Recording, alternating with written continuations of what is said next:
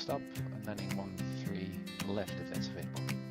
Papa Hotel Tango India Mike, Palm Springs Tower, squawk 6250. 6250. Papa Hotel Tango India Mike, Palm Springs altimeter is 2985, radar contact about 10 miles west of the Palm Springs VOR. Presently landing runway 31, requesting straight in for 13. If that's available, please. Ever departure of Papa Hotel Tango India Mike, make straight in runway 13 left and clear to land. Wind is 0905. Clear to land, runway 3 left, Papa Hotel Tango India Mike, thanks. Palm Springs clearance, plus 4658 is type PC tunnel slam call request clearance to Vegas S file. This 4658, Palm Springs clearance. Good afternoon. Unable to give you S file, and I'll be full route standby. This 4658 is cleared to the Las Vegas Airport. VFR Cathedral 1 departure procedure to Palm Springs. Victor 370 to 29 Palms. Victor 538. Cresso. Join the Cresso 3 arrival. Maintain 7,000. Check flight level 2405 minutes after departure. Departure frequency 126.7, squawk 6316. Plus 4658 is cleared to Vegas via Cathedral 1, Palm Springs, Victor 37029, Palms, Victor 538, Cresso 3, initially climb 7 plus expect cruiser FG5, departure 167, squawk 6 plus switching side. Pause 4658, free baggage correct. Tango D Mike, taxi to the ground via Echo and frequency. Fixing to the ramp via Echo, remaining on this frequency, Papa Hotel Tango India Mike. Ontario Tower, Cessna 237 Charlie Alpha, approximately 4 miles to the west, inbound to land. Number 237, Charlie Alpha, roger, inner left, traffic. Left downwind, runway 26 left, report base. Enter left downwind 26 left, report your base, 237 Charlie Alpha. Charlie Tower, United 242, on the visual for 20 right, returning for right base structure. United 242, John Wayne Tower, runway 20 right, clear to land, wind 170.3. Clear to land, to the right, land. Near 520 Yankee Kilo, Palomar Tower, runway 24, clear to land, wind at 210 at 1. Number 237, Charlie Alpha, runway 26 left, clear to land. Left clear to land, 7 Charlie Alpha. Palm Springs round plus 4658 east trend to weather going for taxi. Pause 4658, Palm Springs ground, runway 31 right, taxi via Echo and Bravo. Trail right via Echo Bravo 465. Riverside Tower, good morning, November 2903 Alpha with you on the ILS. Number 2903 Alpha, Riverside Tower, good afternoon. Runway 900 clear both roads, report miss. November 2903 Alpha, lower roads, runway 9, next week over to Palm Springs Tower plus 4658 ready to go train right left Bravo. Pause 4658, Palm Springs Tower, runway 31 right, clear for takeoff. Shift takeoff train right bus 465. Here's our Yankee Kilo, roger, taxi into the ramp via Alpha. Pause 4658, contact SoCal departure. Contact departure 465. Cessna 7 Charlie Alpha is clearly active, taxi to the GA parking fields. Number 7 Charlie Alpha, and on this frequency, taxi to the south ramp via Sierra. South ramp via Sierra with you, 7 Charlie Alpha, thanks. November 2903 Alpha going around. Number 03 Alpha, confirm going around or going missed? November 2903 Alpha going missing. Number 03 Alpha, roger, execute the published missed approach procedure. Flying published mid-approach procedure, November 2903. Piper 2903 Alpha, contact SoCal departure. Contact departure, 03 Alpha. Number 03 Alpha, departure frequency will be 135.0. 135.4 for departure, November 2903 Alpha. Ontario Tower, November 516 Delta Mike, inbound RLS 26 left. Or 516 Delta Mike, Ontario Tower. Good afternoon, Ontario. Wind is calm. Runway 26 left, clear to land. 26 left, clear to land, 6 runway. Ontario Tower, November 36. Correction, 516 Delta Mike, clear the active uniform, taxiing to the south apron.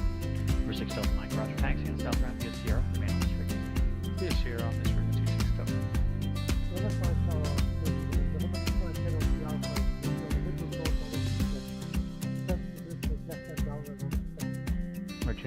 03 Alpha, Riverside Tower, runway 27, clear to land. Clear to land on runway 27, 03 Alpha. Riverside Clouds, November 2903 Alpha. In Alpha, request taxi to transient parking. Number 2903 Alpha, Riverside ground. In the future, don't switch to the ground frequency unless you're told to do so. Should stay with tower, exiting the runway all the way to the whole short plane. Stay on this frequency for now, taxi to ramp via Alpha. Taxi to ramp via Alpha. Rocket. November 2903 Alpha. Runway clear. Johnny clearance. November 6th. Charlie Mike Cherokee. I would like to attempt the I-4 rating today. Cherry 76 Charlie Mike Jolly clearance. Good evening. Good luck on the I-4 destination. Will be Kilo Oscar X-ray Romeo. That's Kilo Oscar X-ray Romeo. 620 Mike. Yes, sir. Good luck. I'm going to sign off and collect some information for this destination. I'll sign back in. Is that okay? Absolutely. Just report when you're back with the I-4. And how long do you think it'll be? It's not going to be more than an hour, is it? No. I have to file and get some charts and plates. Wonderful. Yeah, I'll still be here, so it shouldn't be a problem. And we'll look for your flight plan to come through. I'll let you know. Las Vegas Tower, plus 4658, visual 1 on the right, 4500. Plus 4658, Las Vegas Tower, runway 19 right, clear to land, wind 1807. Clear to land, 1 right, 465. Plus 658, exit right, taxi into the ramp via hotel, remain on this frequency today. Exit right, ramp via hotel, right frequency 58, 465. Ground number 95 for Whiskey Alpha's Hyperch Comanche PH4/Alpha. Taxi to the active VFR east departure with weather. Calling Long Beach Ground, need you to verify your call sign, please. Sorry about that. 916 Whiskey Alpha, November 916 Whiskey Alpha. Comanche 9016 Whiskey Alpha, Long Beach Ground, roger. And just confirm VFR eastbound. Eastbound and east ramp just south of runway 25. Comanche 9016 Whiskey Alpha, roger, runway 26 right, taxi via Kilo. Okay, 25 right via Kilo, 916 Whiskey Alpha. Long Beach Tower, November 916 Whiskey Alpha, holding short of 25 right Kilo, ready for departure VFR east. Ground 16 Whiskey Alpha, Long Beach Tower, runway 25 right, clear for takeoff, right downwind departure, approved. Clear for takeoff 25 right downwind departure 6 Whiskey Alpha. Good day, Palm Springs, ground scanning Hotel Tango. East Red, India, close traffic, 31 right. Papa Hotel Tango, Mike, Palm Springs, ground stay, again, aircraft type. Gray Cessna Sky. Skyline Tango, Mike, thank you, runway 31 right, taxi via Echo and Bravo. Echo and Bravo, 31 right. We're center 791 Juliet, towards ground left. Okay, Sky 791, we see there's no clearance delivery with this field, so would we get our departure instructions with tower or with ground? Always go with the lowest, so we'll start with ground. Just say your intentions. Okay, Sky 791 Juliet, type Cessna 172 on the south members with the numbers requesting VFR advisories to Number 791 Juliet, roger, departure frequency 134.9er, squawk 2061. 1249 is 2061. Got 991 Juliet, read back is correct, are you ready to taxi now? In a couple of minutes, just go to Kingston. Sky 791 Juliet, south members. Sky 791 Juliet, roger, runway 29 right. Taxi via hotel, correction, taxi via Alpha in Juliet.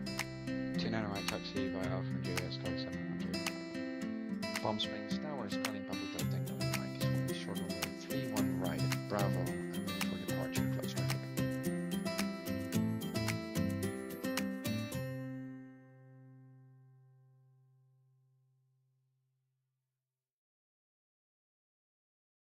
Hello everyone, happy Sunday. So, flying. Transitioning from my aircraft engineering of the wonderful Sky 172 that I'm building myself to some flying, the 172 Reality Extension Pack. I'm really looking forward to see whether I'm actually capable of doing so. And to really ramp up the challenge, let's do a complex VFR flight rather than just getting in shape again by just doing a basic traffic pattern. Let's fly from Santa Monica to John Wayne Airport through the Bravo of the LAX via the mini route, and let's see if I'm able to do that. It's early morning here in Santa Monica, great flying weather, so I'm hoping that we have some fun, at least here local time, just before dinner. I can do this casual flight with you guys. Cooper, good to see you. Andrew, good to see you as well. So, here we are at wonderful Santa Monica. Yeah, great weather, early morning, and ready to go. Let me just have a quick look at... I mean, it never gets boring, and I have to say, also... switching back from my iMac here, from Playmaker and all of that stuff to X-Plane feels really, really good. Man, I've missed flying. I did some casual flying, just a traffic pattern or so the last 2 weeks, but that's it. So not much training. And I know I need to continue my IFR training as well. But let's just first do a VFR. I really love VFR flying as well. I think with my IFR training, I need to look up my my progress so far. I think I need to do a few more departures, I think, just to further study and get familiar with the plates and how to fly those. Not that difficult, but still. And then get into holding procedures, which is mostly just knowledge, I guess. Just drill and practice that stuff, and then I feel I'm ready to do my first ATC-based IFR flight. We're just going to do some practice approaches and stuff, and then I think it's going to be pretty quick, because all of that, I guess the learning curve is much just gaining knowledge. How does the IFR system work? What are the minimums? What are all kinds of en route? Still also got radio lost communication procedures that I still need to study. And once you know that stuff, it's not that hard. Also the instrument flying bit I've already completed. So I think I will actually gain some speed there through the program and get my instrument rating in PilotEdge virtually here in X-Plane, hopefully before April, when I'm going to New York City, with Mrs. Uncertified to visit a scientific conference, also as a holiday, partly as a holiday. And I'm also going to meet up with Keith, hopefully. And we can arrange a flight, a real-world flight. I would love to fly with him. And I think chances are we will fly IFR, and wouldn't it be great if I already have earned my I-12 rating by then, so I could then perhaps talk with him on the radio and be a kind of knowledgeable co-pilot? That would be so cool. We'll have to see. Anyways, Santa Monica. Shift 9 it was? Yeah, back into the cockpit. So, in terms of planning, as I said, from Santa Monica to John Wayne. This is the flight that I've planned. We need to look at the transitions, the options that we have to transition through the Bravo. From Santa Monica over here, over LAX. We've got multiple options. We've got a Hollywood Park, we've got mini routes, we got also these special VFR transition. We got many to choose from. I chose this one. We need to discuss that before we go. Then we're going to go south here, and I have this little bend in my route to be more VFR safe and complacent with all with the fly routes, the VFR fly routes, so the controllers like us to avoid all kinds of departure routes and arrival routes, IFR routes here in this area, obviously because all of this traffic, this is such a high dense LA area. So they like VFR Pilot, even though we're in Echo airspace and can do whatever we like legally, they do recommend us to fly in a particular way so we avoid or we help controllers with not needing to divert all of that traffic around us. So that's what that bend is for. So I'm just going to fly to the pier there and then move on to the coast once more over that particular Delta airport. That's 2600, if I'm 2500. So I'm going to fly 2600 or something, 2500 plus, and then we'll fly, we'll just fly inbound to the El Toro VFR while contacting John Wayne, and we'll see how to get in. I think we're going to get a right downwind for runway 20 right. And as always, when you're flying in or towards or from Charlie airspace airports, always take a close look at those visual reporting points. So these magenta flags, because also on PilotEdge, controllers may refer to those and they say, well, Tim, Papa tilting on your mic, please fly, when we're talking to approach, fly to Mile Square Park. And from that moment on, enter the right downwind for runway 20 right. And then we need to know, obviously, what they are talking about. So there are multiple. Well, most likely we will, if we're going to get assigned those visual reporting points, they are mostly, in this case, on the west side, because that's where we're coming from, right? Inbound to John Wayne. There are also several on all sides of the airport, obviously, doing the same thing. It's kind of like helping the approach controllers to sequence their traffic based on some geo-referenced hard points. In the same way, though, what we could also do, not in this case, but if we are flying VFR and we're inbound, we could also use those visual reporting points to say, hey, here we are. Rather than saying we're 10 miles west at that altitude, we can just say, well, we're at 2500 over Huntington Beach. And the controllers know exactly where we are. So these are important things that I need to rehearse as well as part of my flight planning. Now, in terms of height, how high are we going to fly? Well, obviously altitude is very, very important, again, because all of this airspace. But if we are assigning ourselves a particular transition through the Bravo, most likely, I guess always, the transition will require us to fly a particular altitude. So let me first go to the fly chart. This is the sectional chart that you are already quite familiar with. I guess this routing makes sense to me, though. We'll look at the weather soon. But first, let's have a look at the fly charts. So let me go away here. Documents, I think. Yeah, this is the transition that I will talk about soon, but let's first have a look at the Los Angeles fly chart. So this is a chart that has been specifically designed for us VFR pilots trying to fly across or within this very dense airspace. That's mostly consisted of IFR flights. So you can see all of these blue arrows here suggesting to us particular routes to fly, not mandatory, but recommendations. And particular altitudes to fly, so we avoid most of the departures and arrivals here in the LA area. So yeah, it's good practice to keep a close watch on those fly routes and to fly them. They are fly routes, right? Because of that very reason. So I was looking at Santa Monica, and well, we talk about the transition through the LAX Bravo very, very soon. But then I saw that particular flow. You can see that fly route, a vertical one from north to south. Almost 2,500 feet at or below 2,500 feet. Now, if you look at the deltas here, Zamperini, Torrance, goes up to 2,400. So that gives us only a room of 100 feet with not bashing into that delta. That's close.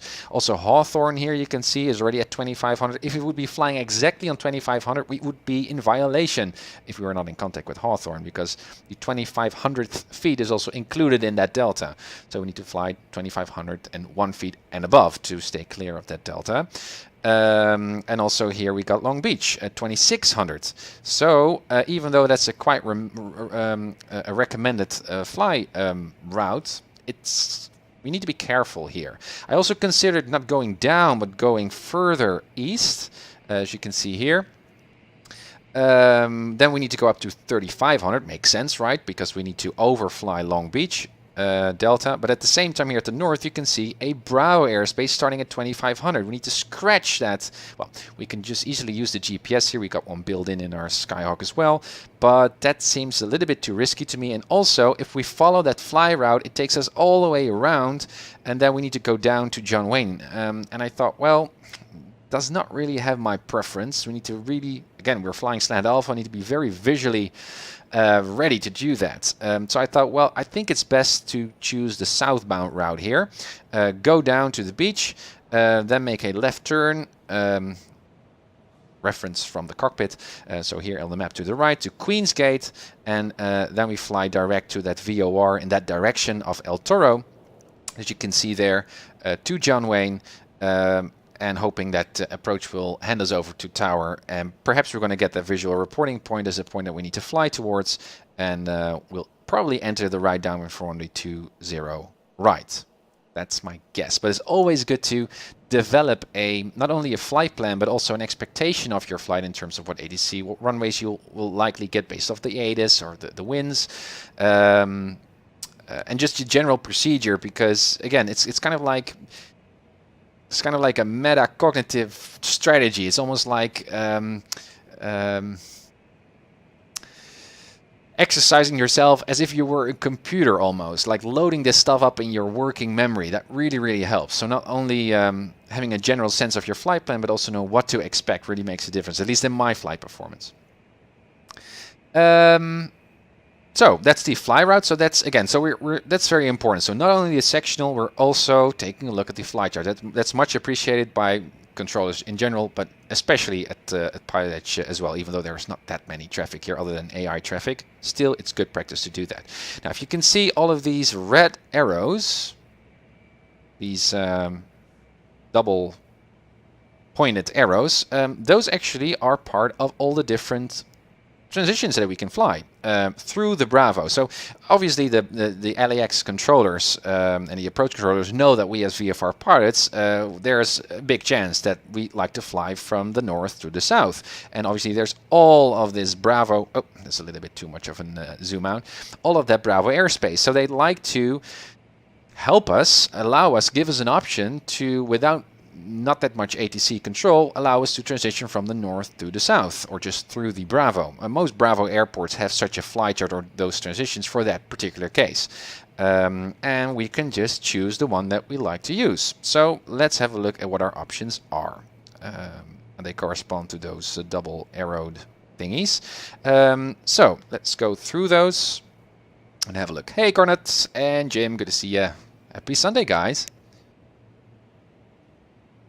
Some flying today. 30 minutes until PilotEdge goes live, so I'm hoping we can complete all of the pre-flight and be the first to contact the tower, the controller, as soon as we're ready to go.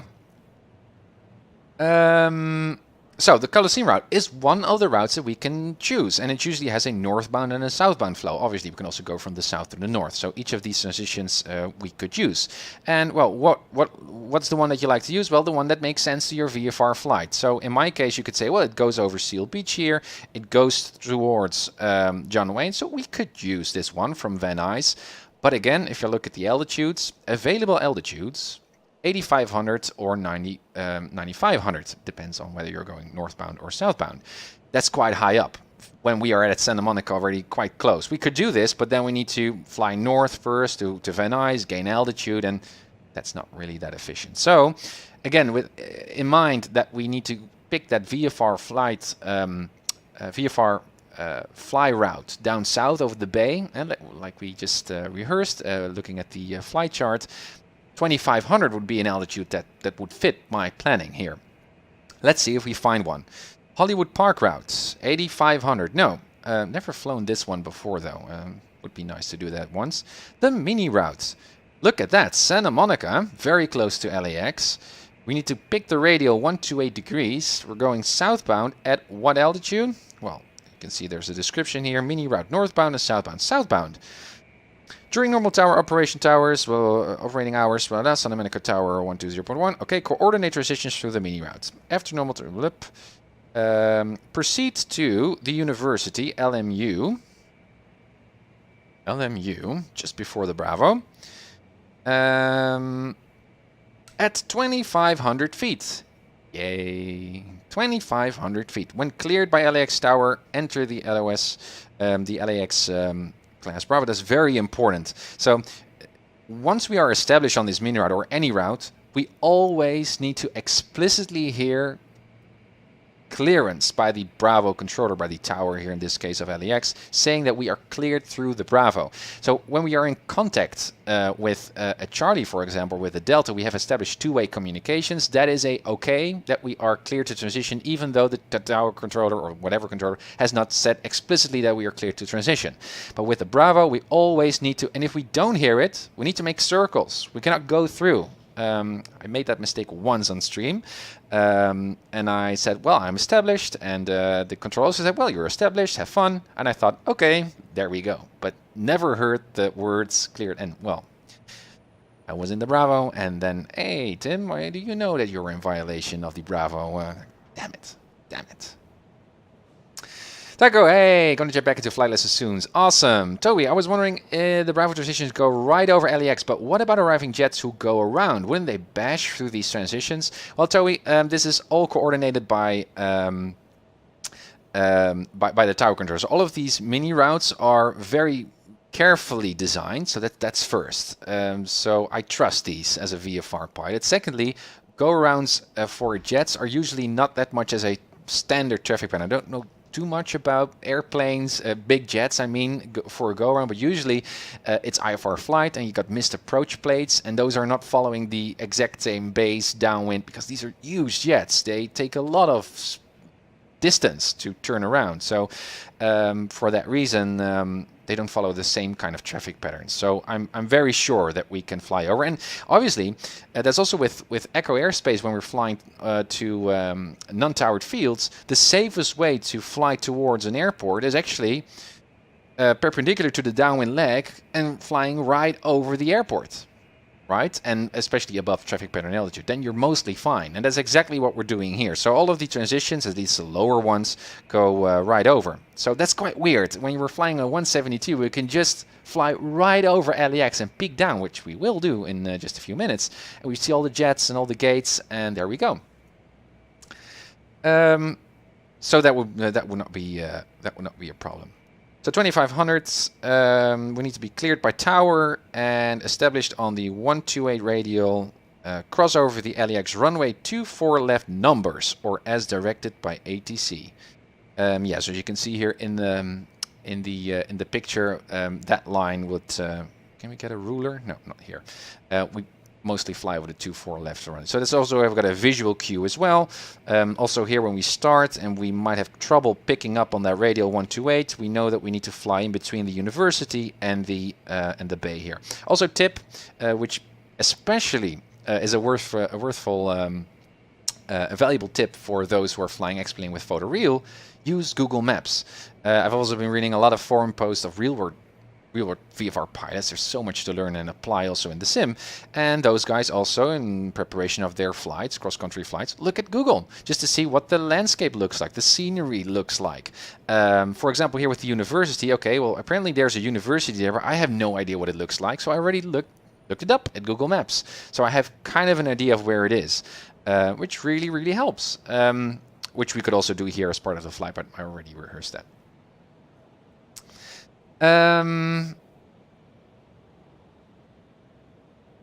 Yes, so that's quite basic. We need to be in contact. 2500 seems to be just fine. And once we're flying southbound here, we can pick up on our own VFR flight. We're in Echo airspace and we move downwards. There's another option. Not the coastal route, it's at 5500. We could, but it's too high. We also got the Los Angeles Special Flight Rules area, and this is actually the most easiest one because, strangely, this transition does not require us to talk with any ATC at all, to talk with any controller at all. We can just on our own, on that radial, on that altitude, switch over to a CTAF frequency and just do our transition without talking to anyone. We just need to put on our landing lights, navigation lights, and that's it. So I guess in the real world I would pick this one because it's more easy, but for the sake of training, let's just do the mini route. It's also part of one of the CAT ratings. Let's see. Let's increase the chances of me to fail. Let's see how I will do. And some other stuff. So yeah, the mini route. That's what we're going to do. So once I'm going to also on flight following, I'm going to do that, I guess. Or should I pick that up at the south because we need to transition. We need to switch a lot of frequencies here. We're going to obviously request a departure by tower on Santa Monica. We're going to say already that we want to do also with ground here. Once we're going to start, we're going to say we like to go for the mini route southbound, because that's important, because Santa Monica is that close to LAX.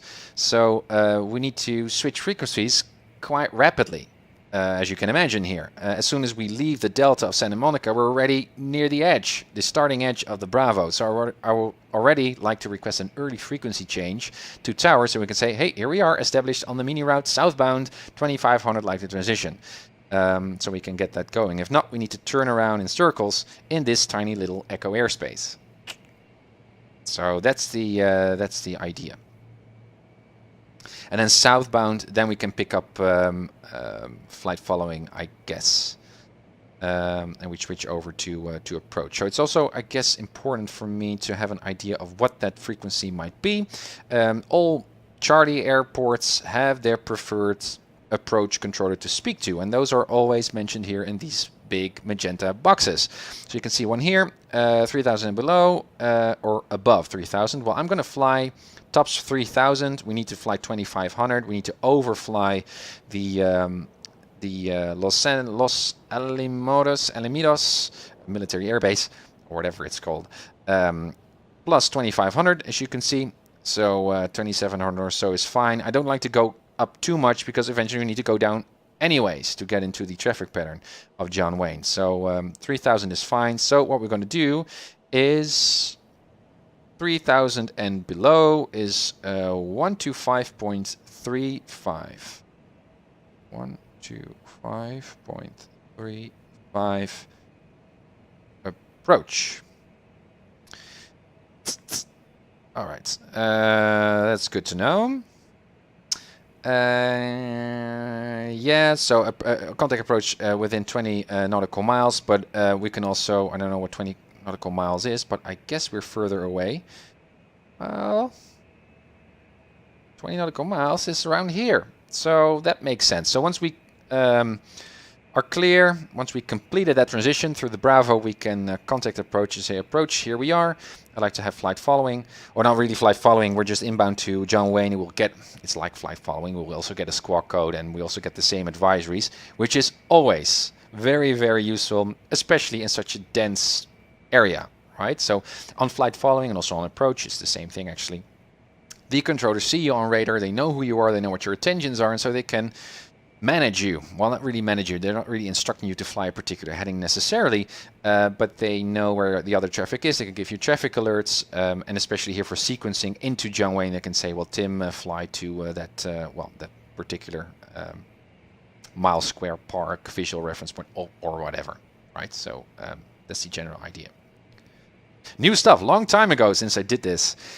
So this is gonna be the flight. So that's good. Let's have a look at the weather though, which is also very important. Let's look at the METAR, current METARs. I think it's all good weather. Hello? Not the VOR, but SMO. Yes, METAR. We've got 3 knot wind from 0 to 0. That's perfect. 10 statute miles of visibility, clear skies. What we can see already outside, that's very, very nice. LAX would be quite the same, I guess. It's also Pictorans, just to be sure. Again, I could also just look, I can also do a briefing here in ForeFly, which shows me all of the METARs and TAFs for all the airports that I'm near, that I'm flying across or near during my flight, and we can see it in one list. But 0 winds, 10 statute miles, skies clear. This is perfect weather, guys. And John Wayne, what is John Wayne doing? I guess kind of the same. 0 winds, 10 statute miles, clear sky. Roger. Forecasts. We're currently at, as you can see in the left top corner, hopefully, 1500 Zulu. We'll be flying 1600 Zulu. And this is a forecast of 12. Let me see how this works again. At 2100. Yeah, so at 2100 Zulu, so that's far ahead in time. We got 6 knots of winds coming from 230 degrees, 6 miles of visibility. So that's kind of like marginal VFR already, and scattered at 20,000 feet. So we will probably be quite fine. But again, these are just METARs, terminal area forecasts. So very locally, but still there could be cloud ceilings or frontal lines here hanging on the ocean. So it's also good to have an general look of what the weather is doing. And I love these weather charts. So it's a long time since I've looked at these, so let's do that as well. Love to do these with you guys. Data unavailable, well, I'm not sure ForeFlight will actually allow us to do this, but please just take some extra downloading. Yeah, there we are. So, what is the weather we're doing? So, my first site obviously is on the area that we're flying towards. It's just a very small, tiny cross-country flight. But anyways, what you see is no low pressure areas. I don't see any frontal lines there. So, that usually indicates stable weather. So, that's the very first general picture. The weather is good. Then we're going to go to the airmets to see if the weather interpreted by the meteorologists, aviation meteorologists, interpreting the weather for us. Well, in our area, well, there's not a lot of interpretation. It's just good weather. That's good. You can see in all other places, IMC, clouds, precipitation, fog. And this is issued 1400 Zulu. And this is valid in 1500. So let's go a little bit further in time. This is 1800 here at the top, as you can see. And again, no airmets. So stable it's going to be for quite a while. Then the significant weather charge is the one that I really like. This is from today 0600, quite dated. This is 12, this is 1800, this is more current. As you can see, not a lot going on. We only see a little bit of a freezing, what is it? Freezing level. So that's something that we need to tag to see we don't have any moisture in the area, so chances of icing, there's also a chart for that, but are very slim, I guess. Okay, good. Again, the same thing, 1200 Zulu to 00 Zulu, nothing really changes. Awesome. Satellite imagery just to see how thick the clouds are in our area. Well, down there you can see there's not a lot of stuff going. There are some clouds up north here, near the Santa Barbara area, so that's good to know. But again, we've got good forecast, but just to have a sense of what we'll see, what the weather is doing, also in case of a diversion or whatever we need to do. And these are just pretty charts. This is the ceiling height of the clouds, also very important. 0, 9, or 100, again, this is dated. 1200 is also dated, 1800 is more current. Again, to the north, Bakersfield-ish, further up north. Indeed, clear skies, that confirms. And it will stay that way. And again, what I also need to incorporate is not incorporated in ForeFlight just yet, is the S2.E30 plot or something like that. Because you can imagine this chart suggests, or actually not suggests, but only shows you one cloud ceiling. But what about multiple cloud ceilings? That's not unusual. So as a VFR pilot, I need to remain clear of clouds. So with such a S2.E30 plot, I think that's the name, we can actually have a vertical slice through the atmosphere at different airports where we can see on what altitudes there are particular winds and particular clouds, and then we can see whether the clouds are layered or not. Now in this case we've got clear skies in our area, so we don't need such a plot, but again, just to give you an idea of what goes through my mind when I'm seeing these charts. They are limited, and you need to know that they are limited in that way. Jim, where do you get these weather charts from? This is ForeFlight. This is an app that real-world pilots use to fly. And once, because we are flying X-Plane with real-world weather too, we can use ForeFlight as well. So this is a great app. You need to pay for this. It's about $100, I think, per year. But it's totally worth it, at least in my case. So this is again... so this is precipitation forecast. Well, obviously none in our area. It would be quite strange to see anything like that, so that's good. Confirms. Visibility also important. There are two things important for us as VFR pilots: visibility and clouds. Those are the two dimensions, you could say.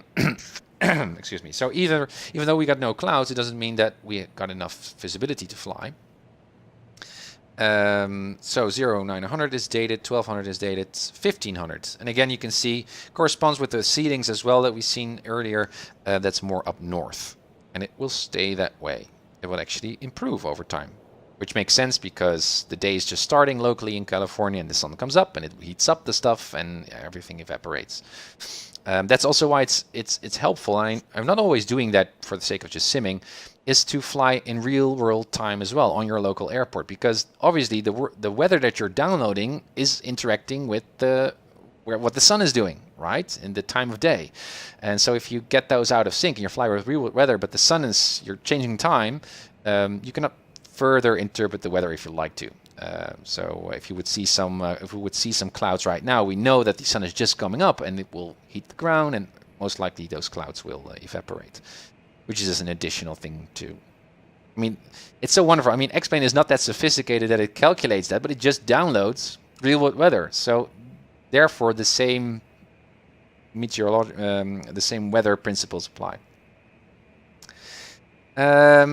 Wind speeds. So yeah, there are many more charts here for various altitudes. This is for 6,000, as you can see, 6,000 feet, which is usually kind of like the average cruising altitude for my flight. In this case, it is not. We're flying quite low. So again, as the lower you go, winds are influenced by buildings and terrain and stuff, and they are not that consistent, I guess, like these charts. But anyway, it's a good idea to know what the winds are doing, and I'm always forgetting what winds, how to interpret these wind barbs. Are they? Does this mean that the winds are going down south or that they're going up north?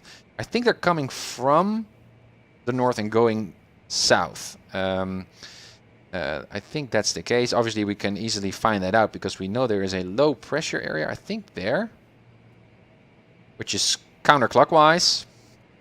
Yeah, makes sense. Yeah. So we need to follow the wind barb. So in this case, they're going from the north to the south.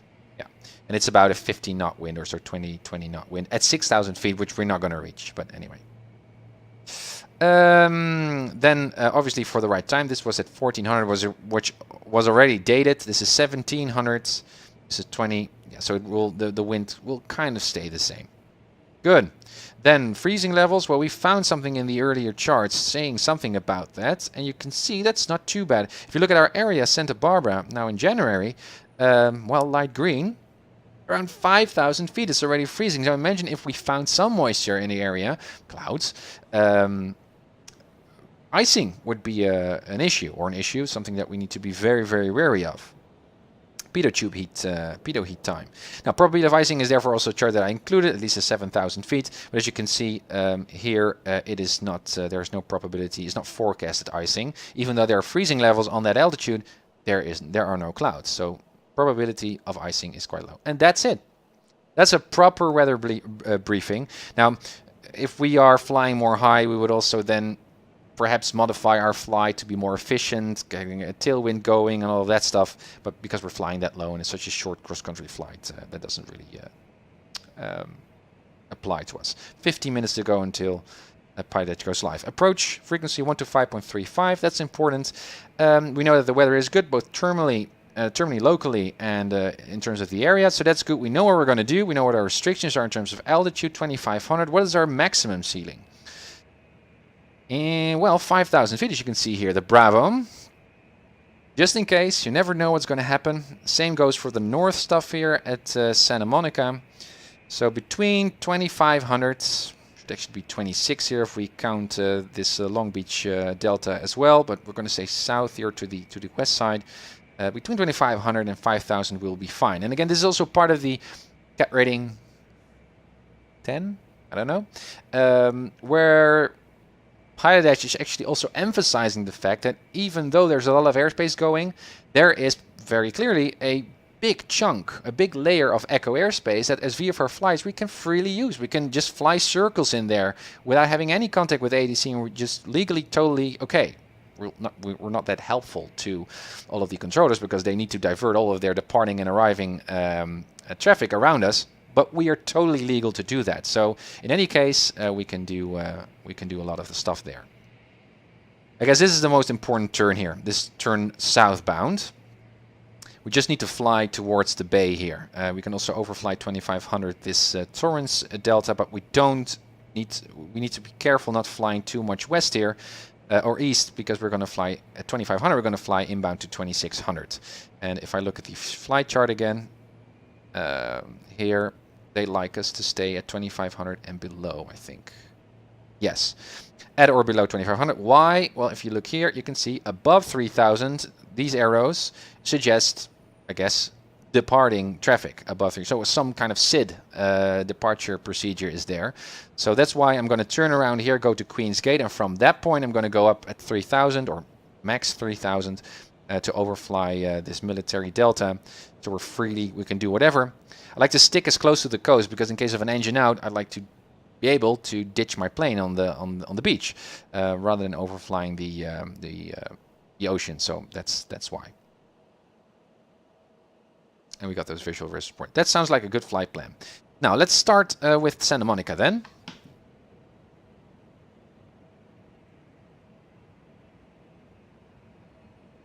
Basic frequencies, always look at the airport facility directory. This little bit of information, particularly the traffic pattern altitude and some noise avoidance stuff. And traffic pattern. It's unusual. So this is always something that is important. So if we look up here at Santa Monica, you can see that here at ForeFlight here at the top of the screen, you can see the traffic pattern is, or the circuit altitude is it called, is estimated based off of the airport elevation. Usually it's 1,000 feet AGL, so they just add 1,000 feet on top of it and they say, well, airport elevation 169er, so 1169er would be the estimated airport elevation. But as you can see, that's not always true. That's why they say it's estimated. As you can see here in the airport facility directory, it's actually 1,200 or 1,370 MSL. So that's actually the indication that we're looking for at our altimeter. So that's important to know in case we're going to do that. I guess we want to have perhaps a left crosswind departure to get on that mini route. 300 feet below, so at 900 feet we're going to make that turn left, down south. For single engines, and for twins it's even higher, which is usual. Okay, that's important to know. Again, basic frequencies. I'm not going to fly with flight following just yet because we need to fiddle around with frequencies, so that's good. I also like to have a quick look at the airport diagram. No, we're not there. That's an old drawing. Clear? I said clear? Yes, we are currently parked. There's the tower. So I think there, I can see in front of our nose here in the sim, you can see the tower is over there. So I think we are parked over there. So that's going to be, usually the winds are coming from the, well, the wind's calm. I think that runway 21 is the full runway, the wind's calm runway. And usually when the winds are coming, they're coming from the ocean. So usually we're flying 21 here at Santa Monica. So it's going to be Bravo 21. It's going to be a quite quick departure. All right, that's good, but I also like to rehearse that same thing for John Wayne. John Wayne, estimated, yeah, again, obviously 1,000 feet. Let's see. Well, they got different TPAs, traffic pattern altitudes, for different runways. Most likely we're going to get 20 right. So you can see 20 right, the long, big runway, because we're coming from the west, even though we're a small aircraft. Perhaps you're also going to assign us 20 left, but then we need to overfly the airport. So I think that we can expect 20 right. And 20 rights, 20 rights, 20 rights, 20 rights. Traffic pattern altitude is 1,000. Small aircraft, we are definitely a small aircraft. Okay, so that's 1,000. 1,200 at Santa Monica, okay. And again, frequencies we already checked. Tower we will be assigned to by approach. And we already looked it up in the sectional. Awesome. That completes our flight planning, I think.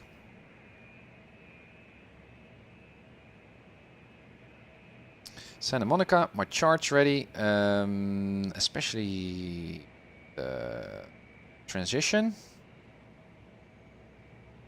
Mini route, exactly. Yeah, so we need to set our VOR here, 128. Okay, guys, are you ready? See if I can still do this.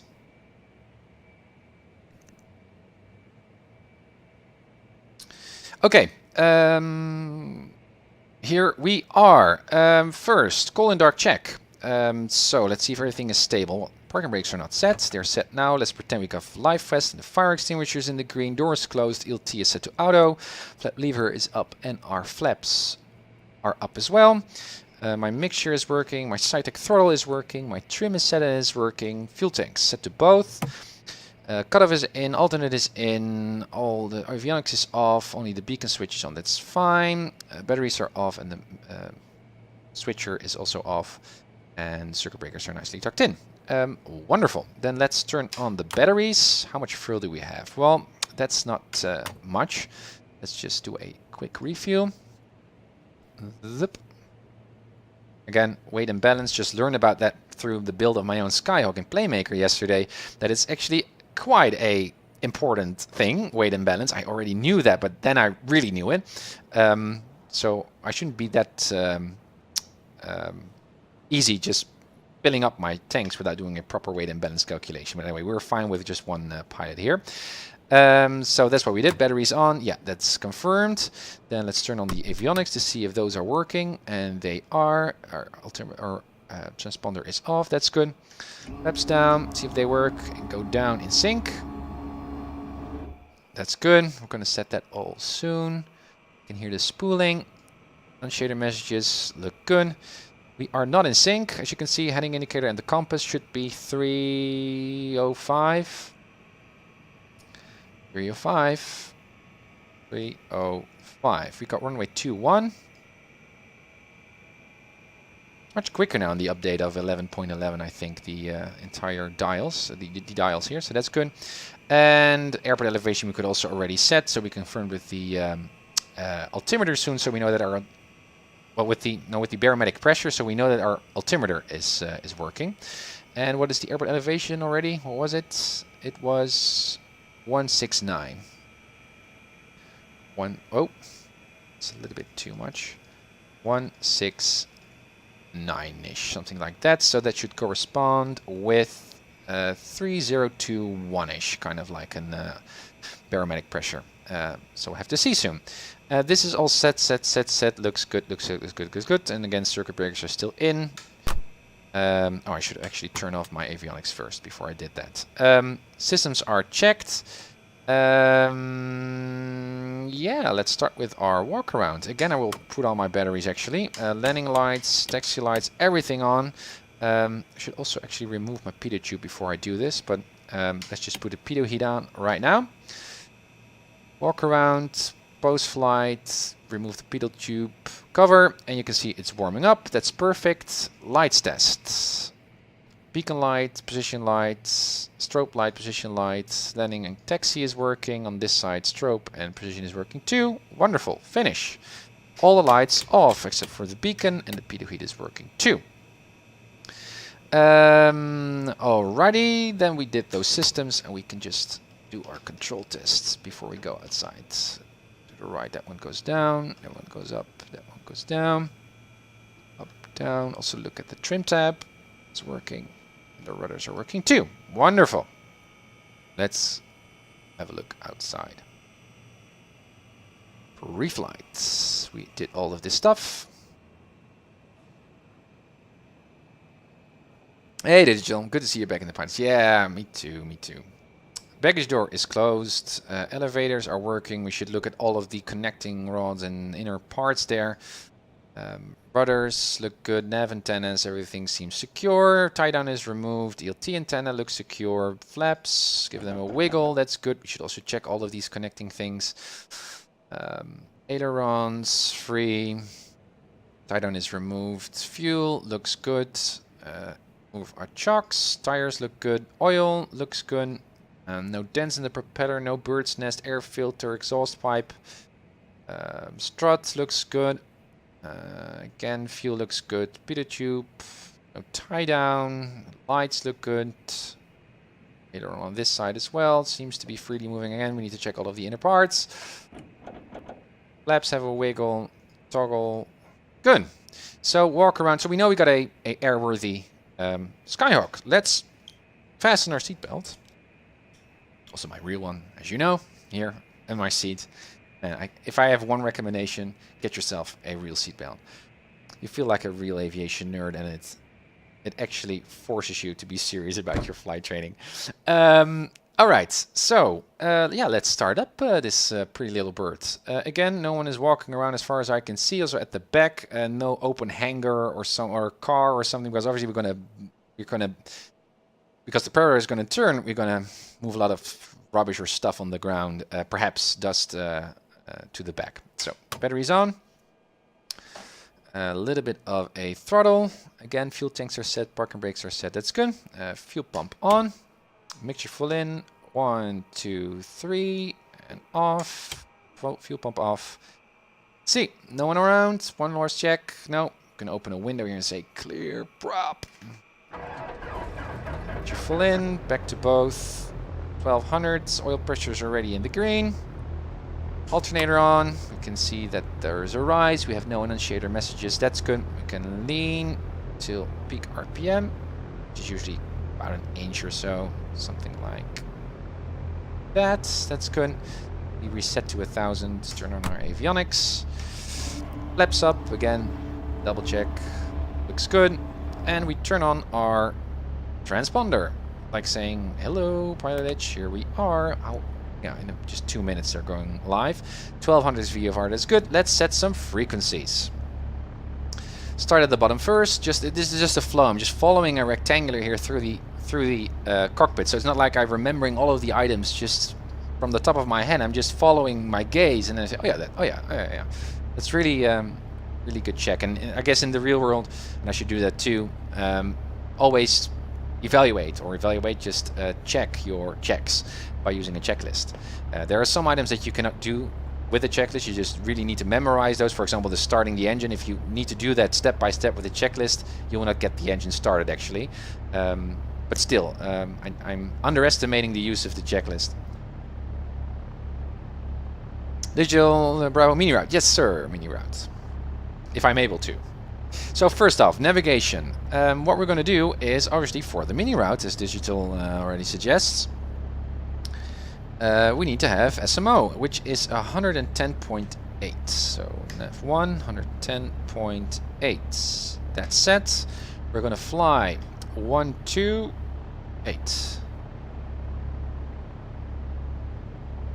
outbound. So something like that.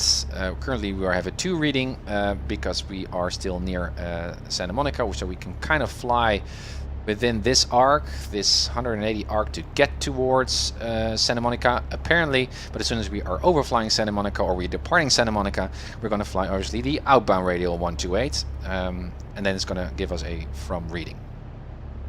That's the only, oh no, that's not the only one, because as soon as we have completed the mini route transition, we are interested in the El Toro, again as a redundancy, so we are flying towards the right direction. 117.2. 117.2 in the standby. What we could also do is set it in the nav2, so we have dual readings. That's always good. nav2, we don't need DME here. As you can see here, the El Toro VOR has DME. You can see actually by 2 facts. One is there's a rectangular box around the VOR, so it's a 4 tag, so it has DME reading. But more reliably is actually this channel reading. Channel, so CH119. That's also with IFR stuff. It's actually quite handy. That's for military, not a use for us as VFR pilots. But as soon as a VOR has a channel, you know, or associated with it, it has DME. So we could ask ourselves, do we need DME for that stuff? Well, no, really. We have good weather and stuff, so let's set it at the nav2. My nav2 doesn't have DME, that's why. So nav2 would be 117.2. 117.2. Yes, and do we expect some kind of a, well, we could actually fly that particular route we have here, which would indicate 87. 87. Any preparations that you can do them. Alright, so navigation is set. Communications, airports. Already prepared the approach frequency, that's good. Santa Monica. First we need nav2, or sorry, COM2, the ATIS stuff. And the first one is 119.15.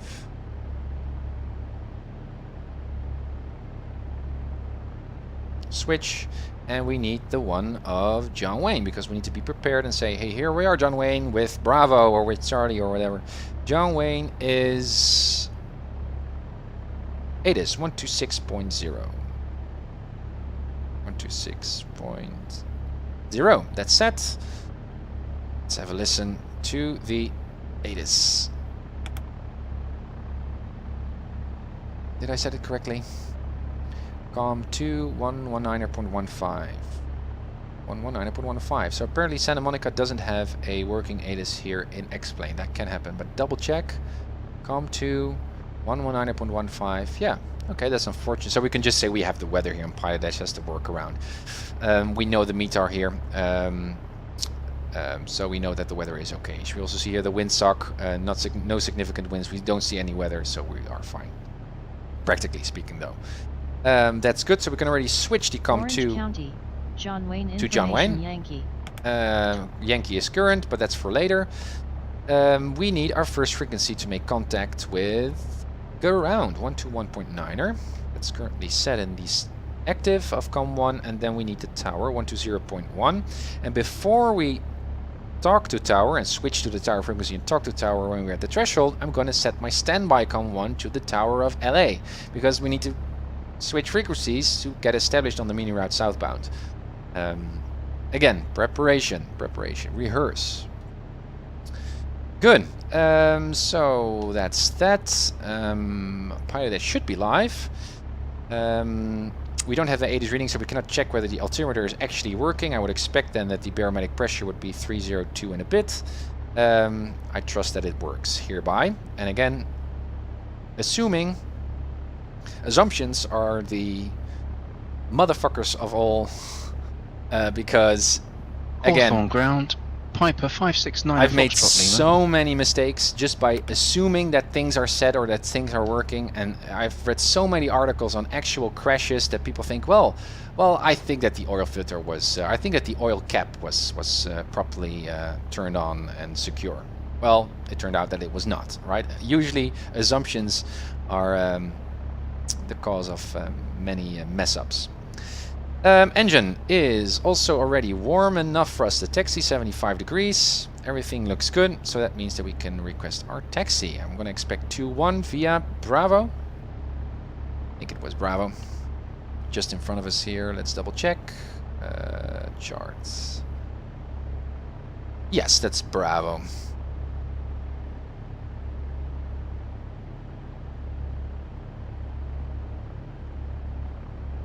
And we've got the weather. We are at the east side of the ramp. We can also taxi there. So east ramp. That's it. Santa Monica ground. Good day. Skyhawk Papa Hotel Tango Any Mike. So on the east ramp with the weather ready for taxi. Departing mini route southbound.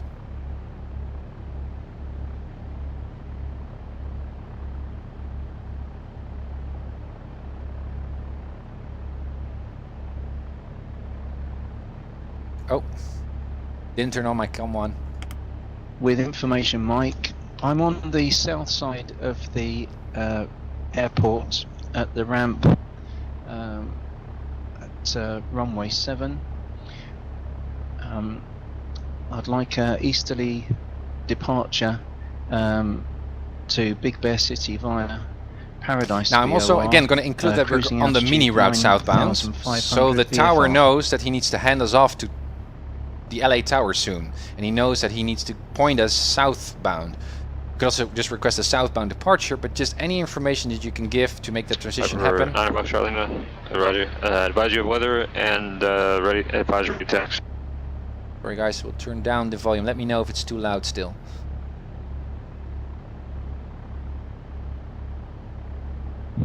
Could you repeat that, please? November 9 for Charlie, advise ready to taxi with weather.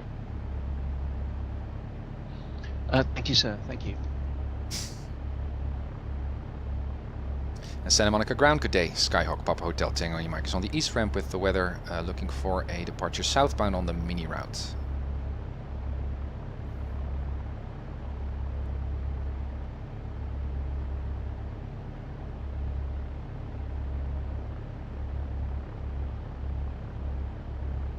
If I may. Joining clearance, November 1055 Mike. Request IFR clearance to Catalina with on weather. 1055 Mike, gentlemen, clear stand by. Stand by, that's me. PHTIM, Santa Monica ground. Depart straight out to the shoreline, and then make a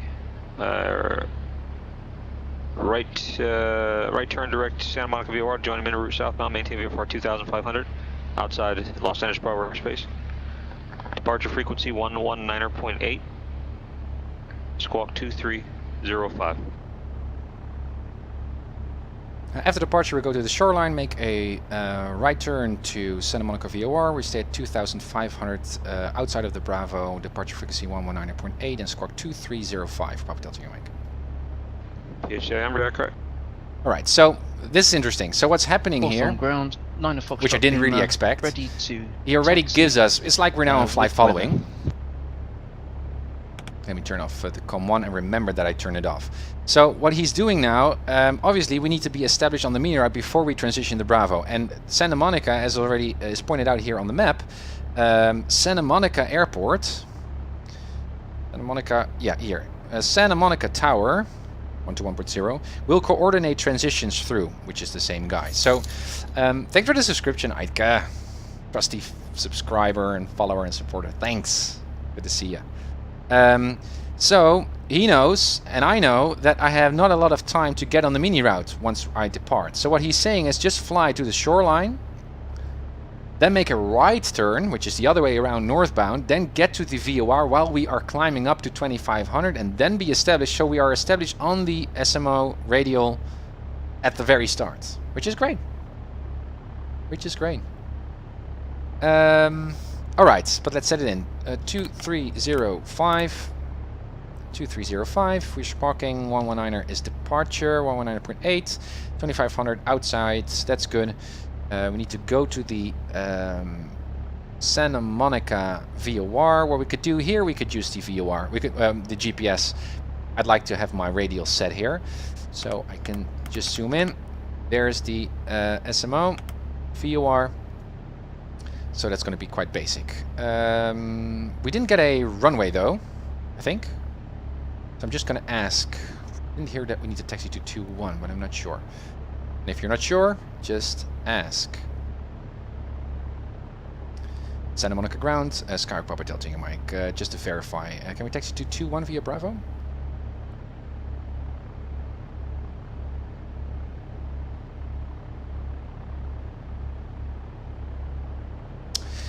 Turn on my COM1. Sorry, guys.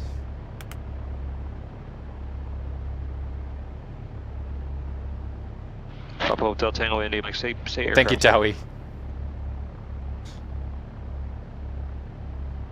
Towie. And Santa Monica ground, Sky Papa Hotel Tango Mike. Just to verify, can we take you to runway 21 via Bravo for departure?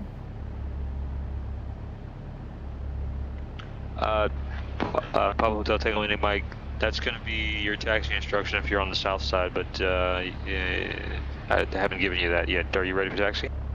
Affirmative. Sorry for that, Papa Hotel Tango. PHTA, Roger, runway 21, taxi via Bravo. 21 via Bravo, Papa Hotel Tango Mike. All right, so that's the thing with deltas. Let me first check here. Everything is good. November, Yeah. Park brakes released. Brake test seems to work. The southeast ramp. This is So avoid those taxi lights, which in the real world would not look like that. 20 left, taxi via Alpha Hotel, Charlie Kilo. Let's turn. Let's see if our slip indicator, turn indicator, heading indicator, and everything is stable. Good. November, And a 900 RPM will give us a steady taxi for the Skyhawk. So with the Delta Airport here, there is no clearance. And usually when you ask for flight following, which wasn't really my intention, you start with clearance first. But because Santa Monica has no clearance, thanks for the follow. Clicks. Ground, good morning, November. We started with ground. 415 on the west ramp, And that's also the same frequency where you ask your taxi clearance. So you need to request two things at the same time if you would like to have flight following. But in my case, I wouldn't necessarily need flight following, but because I'm going for the mini route, the guy already gave me Number 651, flight following or squawk at taxi via least. Bravo Kilo. No winds, so no Runway 20 particular right, yeah, bro. and direction to November point our nose to. 6545. You can see oil temperature is already in the green, so we can do our run-up. Hawthorne Tower. Manual braking, that's good. Lima, Mixture full runway in. 25 ready for departure. 1800s. Everything looks stable. Oil pressure is good. Instruments are good. Vacuum, everything is good. Left mag. Good enough drop. Back to both. Right mag. 569 Foxtrot Lima, Back to Hawthorne both, Tower, looks left good. downwind departure. All the way Runway down 2, to idle. idle. Takeoff. See if the Wind, engine doesn't quit on calm. us. No annunciator Clear for messages. takeoff, left Oil downwind pressure is departure. still there. 9 Awesome. Foxtrot Lima. Double check the controls. Now we still can. Awesome. Alrighty. So one last check. We're going to depart. Now we need to do a little bit more work because I'm going to switch over to departure 119.8, which we usually get assigned to by tower after we are climbing, so around 1,000 feet or so AGL. But then we need to switch to 119.8. That's the departure frequency. Oh, sorry. Let me first. I messed that one up. I first needed to switch over to tower, which was 120.1. Switch to tower. We're now on tower, and then the standby goes to that departure frequency, which is 119.8. 119.8. But then, once we are in the air and we're going to turn around right turn to SMO for the mini route, then we need to set our standby to the tower frequency of LEX. So let's put that here as well, so we are prepared. And that is clearance on tower 119.8. That is alrighty. Alrighty, so he said departure, contact departure on 119.8, but 119.8 is actually the tower of LEX. So I think the controller is just pretending to give us a flow of contacting departure, but actually he's already... I guess when we are contacting 119.8, I'm not going to say departure, so-called departure, I'm going to say tower, and we already get instructions or hopefully clearance to transition through the mini route. That's how it happens. Okay, so that's good. So I don't need to switch to departure and then already also to the LAX tower. Okay. So to the shoreline, straight out, right bound. We are going to return to SMO, which is already in the GPS. We already set SMO here, the radio 128 outbound. This we're going to follow at 2500. We're ready to go. Landing lights on, strobe lights on. Again, double check or trim. Looks good. Fuel tanks look good. And we are ready to go. Compass looks good as well. Awesome. Santa Monica Tower, Skype Papa Delta Tango Mike is holding short 2-1 ready for departure. Com1 is on.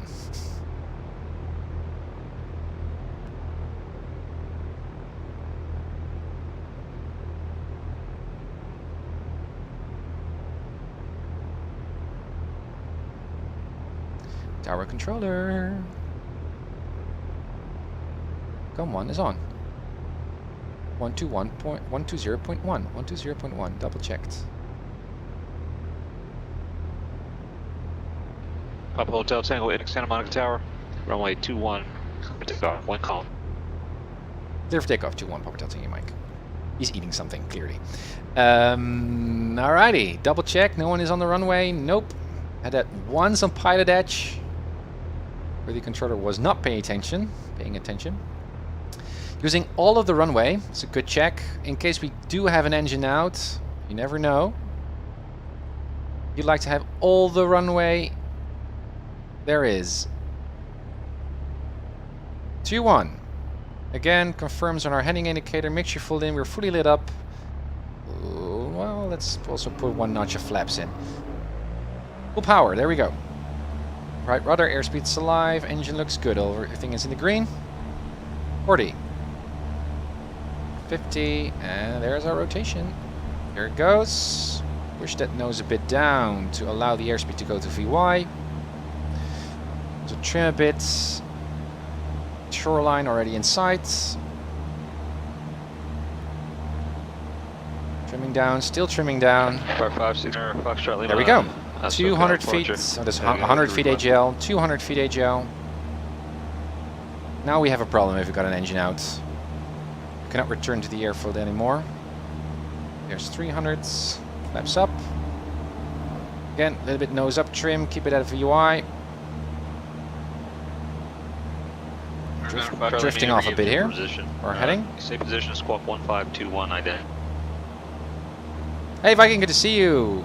Mister, do you have sighting panels? Yes, I have. Go to UncertifiedPilot.com and you can learn everything about the project and the stuff that I'm using. Keep that climb going. HIM, report overhead. Could you say that again for Papa Delta Mike? PHTI, report overhead. We will report overhead, Papa Delta Mike. And what he means with overhead 695 Charlie, radar contact 2 miles east of the Hawthorne Airport. is overhead SMO. Be advised, you're in violation of the Los Angeles Bravo airspace. That shelf starts at 5,000. Descend and remain outside Bravo airspace. He's in violation. I know that feeling. There's LAX. Over the left wing. That's what we're going to transition over, if all goes well. General Wind Tower, good There's morning, the shoreline. 65415, all shot of runway Lift a 20 bit of right, right at kilo, rudders. Piper 9 Foxtrot Lima, that's descend and maintain appropriate VFR altitudes outside Bravo airspace. Keep that climb going. Scout 6415, John Wayne Tower, runway 20 right at kilo, clear for takeoff, wind 0103. Thanks for the wind, cleared for takeoff runway 20 right at kilo, number 6515. Piper 9 Foxtrot Lima, I do have a Bravo chart VFR section. Here's with SMO. the Bravo airspace, correct? The airfield still pulling on that yoke, a little bit trim. 500 feet to go. Look at that scene, guys. Oh man, I miss flying. Fernando Foxtrot Lima, you're turning Alright. north, turn eastbound, please. You're going to head right back into the Bravo. Zoom out a bit so I can see SMO. Jogging Tower, Piper, November 9 Foxtrot Lima, just for clarification, you must hear the words cleared in or cleared through, cleared into or cleared through the Bravo airspace, Exactly. or cleared out of the Bravo airspace. So cleared and Bravo. The out you of must hear bit. those two Oh, words I together. not paying attention here. If you don't hear that, then you don't have a Bravo clearance, and you cannot. You must remain outside. Use our speed to cruise around 100.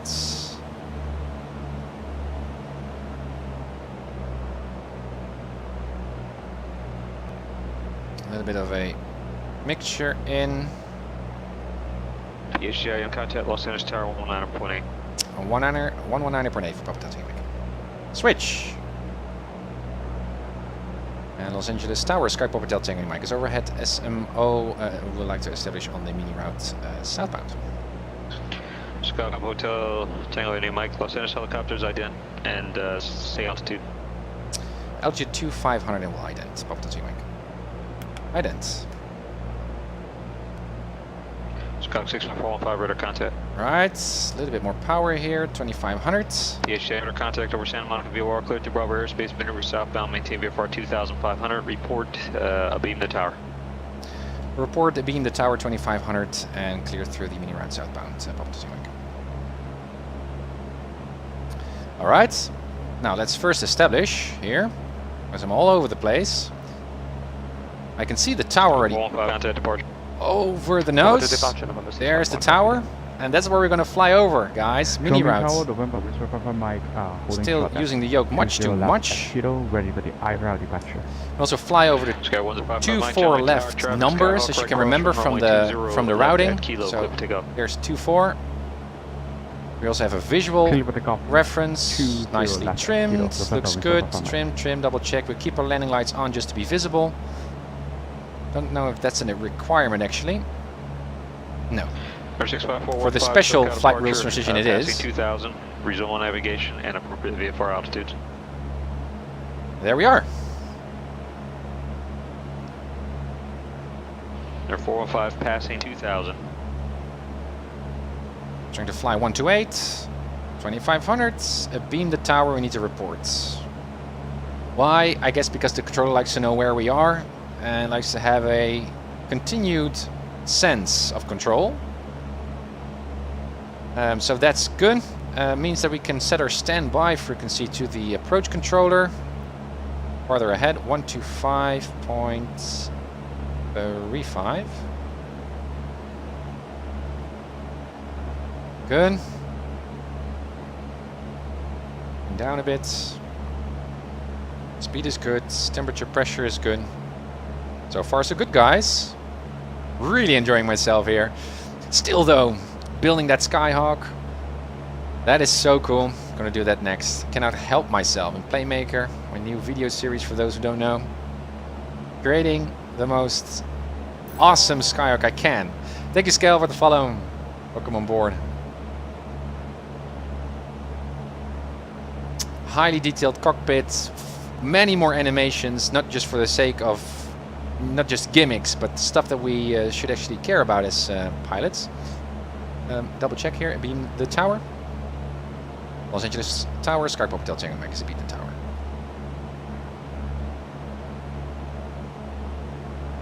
Was a bit clear. Skyhawk TM, leaving Bravo airspace. Red service terminated. Contact Hawthorne Tower 121.1. Over to 121.1 Hawthorne and continue on the route. Pop Tango Mike. 121.1. Okay. 121.1. Skyhawk 55 Mike, contact departure. Hawthorne. That was new. Contact departure, November 105 Mike. Switch. Hawthorne. Okay, don't really care. Still on that radial. 100 feet too high. Hawthorne Tower, Skype Hotel Tango Mike is established on the mini route southbound 2500. So 105 Mike, SoCal departure, radar contact, Clementine 4000. Stepped on. Come on, keep it left, Tim. PHTIM, Hawthorne Tower, what are your intentions? We'd like to request flight following to John Wayne at 2500, please. PHTIM, roger. Southbound transition is approved. You can contact SoCal departure 134.9er. SoCal 134.9er, Pop Delta Mike, thanks. Okay, let's just go with the flow. 134.9er. 134.9er. So, just to clarify, before I transition, Hawthorne is over. Damn it. My Wi-Fi iPad thingy app is again stuck a bit.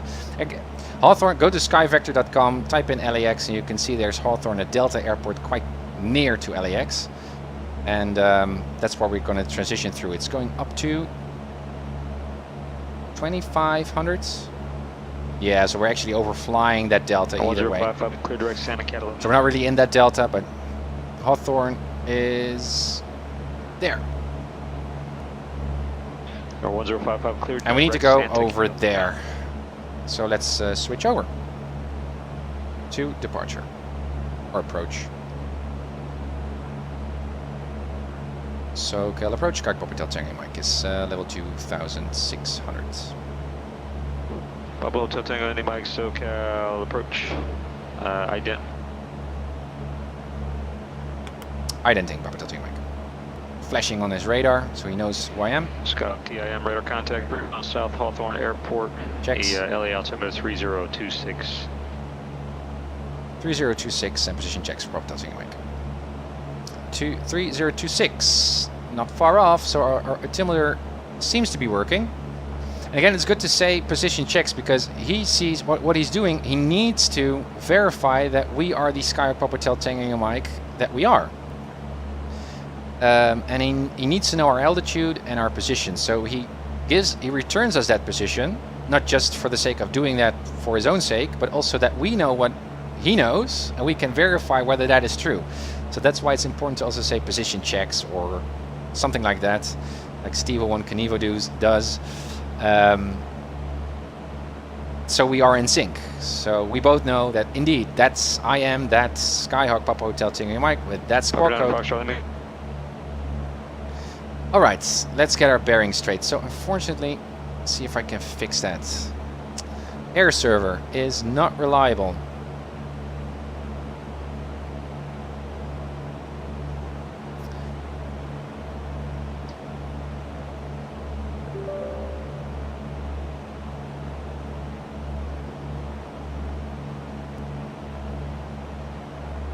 Piper Charlie, with two things. One, when you hear the words radar contact, like earlier, you gave you a squawk code and then had you ident, and then it gave you a radar contact. Once that happens, that is flight following. There is no other additional things, so you don't have to report your position again. Once you have radar contact, we can see your position. I can see that you're 3 miles from Fullerton there. And then the other thing is you don't have an altitude restriction. You just don't have a Bravo clearance. So you can climb under the shelves of the Bravo if you have the Bravo chart. If you do not, sorry guys, no iPad anymore. Shelf is as you pass it. Okay, that's a bummer. So let me do this visually then. So we are now flying on approach, so we can just easily fly through. We will get a notice if we're going to fly in any Delta airport. But as we already rehearsed, from the approach control, and we are going to fly to that bay here, because we need to go southbound by the VFR fly route that is recommended for us VFR pilots to fly. We're going to fly to that point, then go left to that point, and then go to El Toro to John Wayne, which is over there.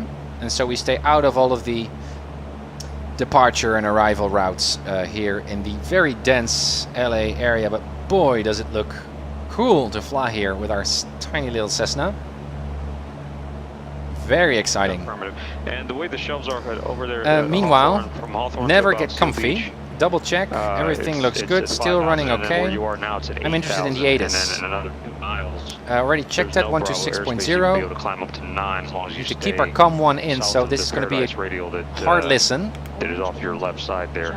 I don't know the radio by Zulu. But you're paralleling it. There's a Bravo airspace line to your left. As long as you stay south of that all the way to Paradise, visibility is good. Be able to stay Clouds are good as well. No problem. So you just got to be familiar with Zulu is current. The rest of the stuff, with ATC runway 21, either left or right. I'm expecting. Naturally, once you have the Bravo airspace so in place, 21 is the heading bug. It's still in sync with the compass. Kind of. 145. Climbing for the lower 145 below the shelf, and then as the shelves drop off, you climb up higher, climb up higher, climb up higher.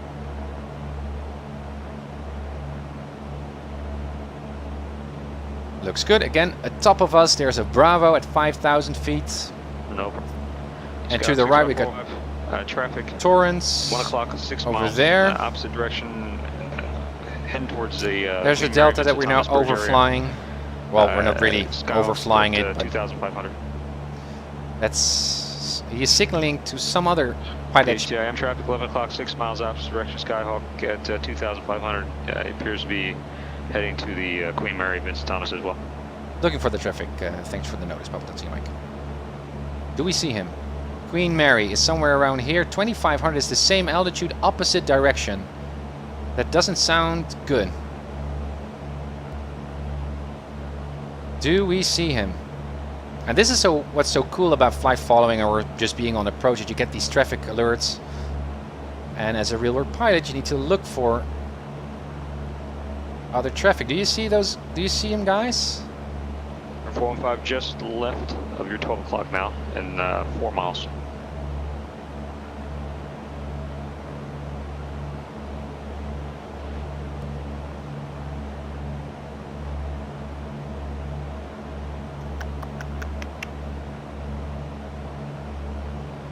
Sky 55 Mike contact, SoCal approach 127.4. No, that's a. Don't see him. Again, I feel comfy that the controller does know what's going on, but imagine doing this without flight following.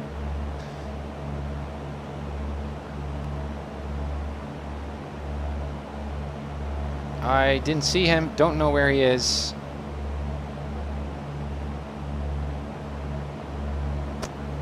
I could not see 172 4 miles. No, hold, me neither. Me neither. Perhaps you guys can see it on the PilotEdge map, but 105 Mike SoCal approach, cross Santa Catalina. All right, approach 2,500-ish. Again, we're VFR, so we're below 3,000 feet, so we can fly whatever altitude we like, while staying clear of any controlled airspace. When we are above 3,000 feet AGL, then we need to fly appropriate cruising altitudes, westbound or eastbound. But the PHIM in the traffic off the left side, no active. Roger that, thanks. Pop, Mike. PHIM contact SoCal approach 128.1. 128.1, Papa Delta Mike. Scout 6, contact SoCal approach 134.9er. 34.9er, November 415. SoCal approach, Papa Delta Mike is level 2,700. Papa Hotel Tango Andy Mike, SoCal approach, channel altimeter 3025, and proceed to Mile Square Park. To Mile Square Park and altimeter 3025, Papa Delta Mike. 3025, and as I already predicted, Mile Square Park, visual reference point. If you don't know, you think Mile Square Park? Mile Square Park? Where's Mile Square Park? Well, unfortunately I cannot show you guys on the iPad right now because my app is stuck. But Mile Square Park Versus 555 SoCal approach. let me verify here on my own map. That's the one that I was referring to earlier. Yeah, so that's the one somewhere around here. So that's good.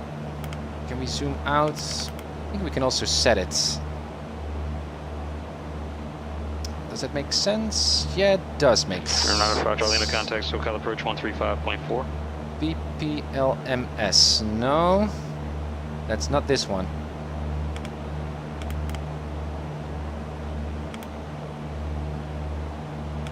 Piper 9er Foxtrot Lima contact SoCal approach 135.4. Should go a little bit more to the right here.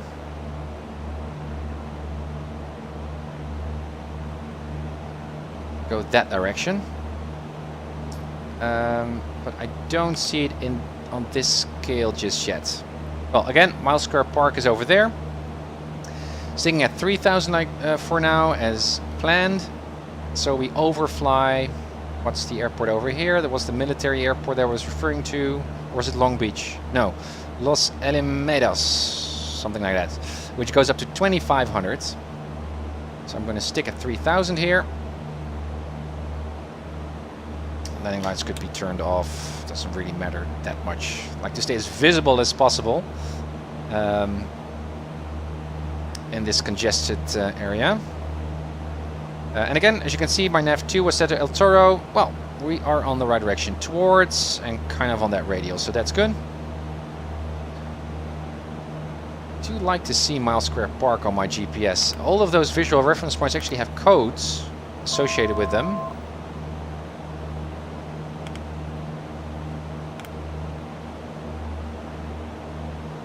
And it should be, again, double check.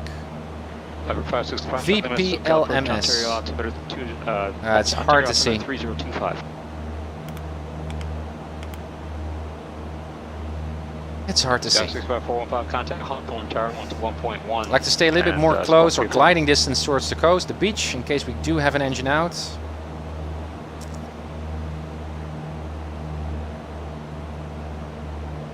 We can still make the coast. That's also a primary reason to choose a right cruising altitude and not going too low. Usually I'm flying higher than 3,000. Also because thinner air, less drag, faster, best burn. But also in case of when shit hits the fan, you can make land or you can make some airfield. Gliding time is your best friend. ST, thanks for the follow. 415 report over the 655 and 405 interchange. So Long Beach and at Los Alamos. There's Long Beach. I keep saying it messed up. The 405 interchange, 65 and 405 interchange. And Los Alamitos, or however you say it in English.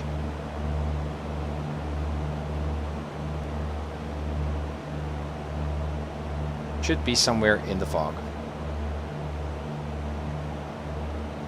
Again, you can see John Wayne is over there. Mile Square Park is there here on the map. On my sectional here, that I cannot show you unfortunately. But I would expect to see it loaded in here as well, which is a bit weird. Let's stick at 3,000. Alright, let's rehearse. Las Vegas clearance on request, demo. Landing lights on. 21 is set. It's going to be a right downwind most likely. We know that from the chart. Double check. 20 right. Is it 20? I thought it was 21. KSNA. 2-0 it is. Okay. Not that it matters too much, but 2-0. Right downwind. So John Wayne is somewhere around there. So we're gonna hit it downwind. I guess we're gonna get a downwind entry, Contact Los Angeles Tower 119. then base and land. And we got Zulu. Tower frequency is, well, we got an east side and a west side. I don't know. We can look it up here. But it's such a busy airport. They got 2 tower controllers. 20 right is 126.8. Let's prepare, especially during landing. 126.8. Good. 415, radar contact cleared to Bravo airspace. Well, this is the use of flying slant golf, which is highly recommended in such an airspace, even though I like to fly slant alpha for the sake of just training. But in case of that, we could just use it the sectional to see where we are. We need to stay clear of that Los Elementos delta. But I look here at the GPS, so you can see that we actually are. So that means that we can already start a descent to traffic pattern altitude, which was 1,000 feet AGL, which should correspond to also 1,000 feet MSL. Yeah, that doesn't really, not that surprising because it's so near the coast here. So there we go, and we got Zulu. Still keep my mixture in, even though we're below 3,000 feet. Well, let's just pull in. We're prepared. Keep my RPM burning to keep my engine a bit warm rather than going idle. Thanks for the follow, Bernard. Thank you. And that's about it. Where we like to taxi, again on this side, I guess. For some airports, you can mention that, so the tower knows what runway to assign you on your preference. If you have a particular ramp or FBO in mind. Same works also here on PilotEdge. Close down to 25 over Gulf SoCal Road. I guess when we are nearing the inner circle here of John Wayne, we will get that call to go to tower. Mile Square Park. 25 November Gulf. Let's see if we can actually see it. November 853, Lima Bravo. Burbank clearance cleared to Las Vegas Airport. Van Nuys 3 departure. It's hard to see. Transition as filed. Maintain 4,000. Expect 1,000 minutes after departure. 10,000 unavailable. Departure frequency 134.2. A bit disappointed that that point is not here. Oh, it is here. Standby. Hold your read. There it is. Cessna VLMS. Leave Bravo airspace. Radar start terminating. Contact Santa Monica Tower 120.1.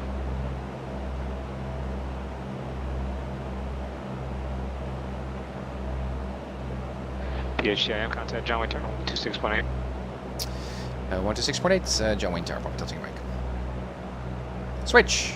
Santa Monica Tower, good morning, November 6515, end of the Mino route northbound, request transition to the north to Van Nuys. 6545, Santa Monica Tower northbound transition approved at or above 2,000. It's over there. Monica altimeter 3026, squawk VFR. Zoom out a bit. Altimeter 3026. Got the 8 is Zulu. North transition is approved above 2,000. And we're 5 miles, we're just on the ring, so 5 miles west. And John Wayne Tower, Sky Papa Delta Tango Mike, is about 5 miles west of the airport with Zulu inbound for a full stop. Papa Hotel Tango and by John Wayne Tower and a right base runway 20 right, Caland, wind 0103. Right base, 20 right and clear to land, Papa Delta Tango Mike.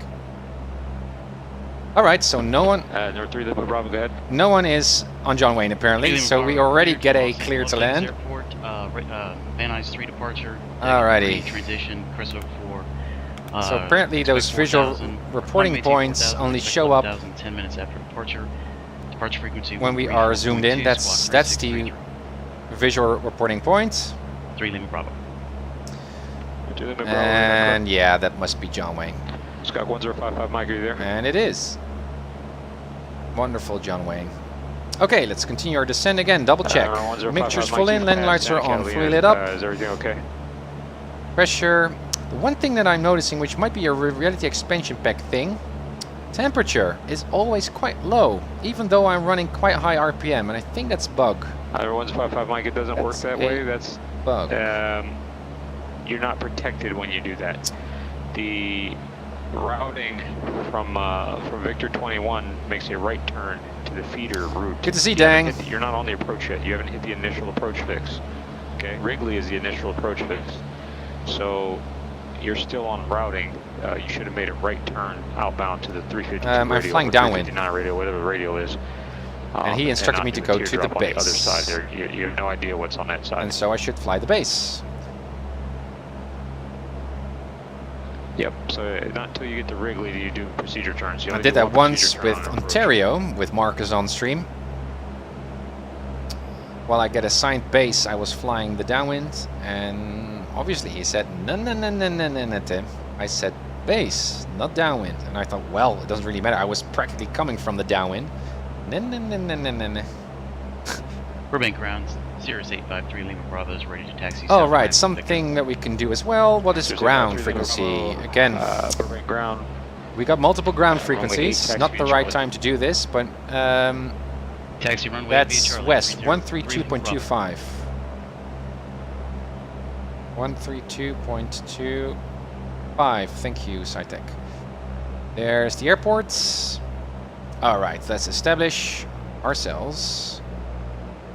No need to report. Usually, the tower, especially when it's busy or there is a probability that the airport's going to be busy, the tower usually also includes something like, well, report when you're on the base or so many miles from the base. So again, it's a reminder for him to just double check that the runway is clear, no one is inbound.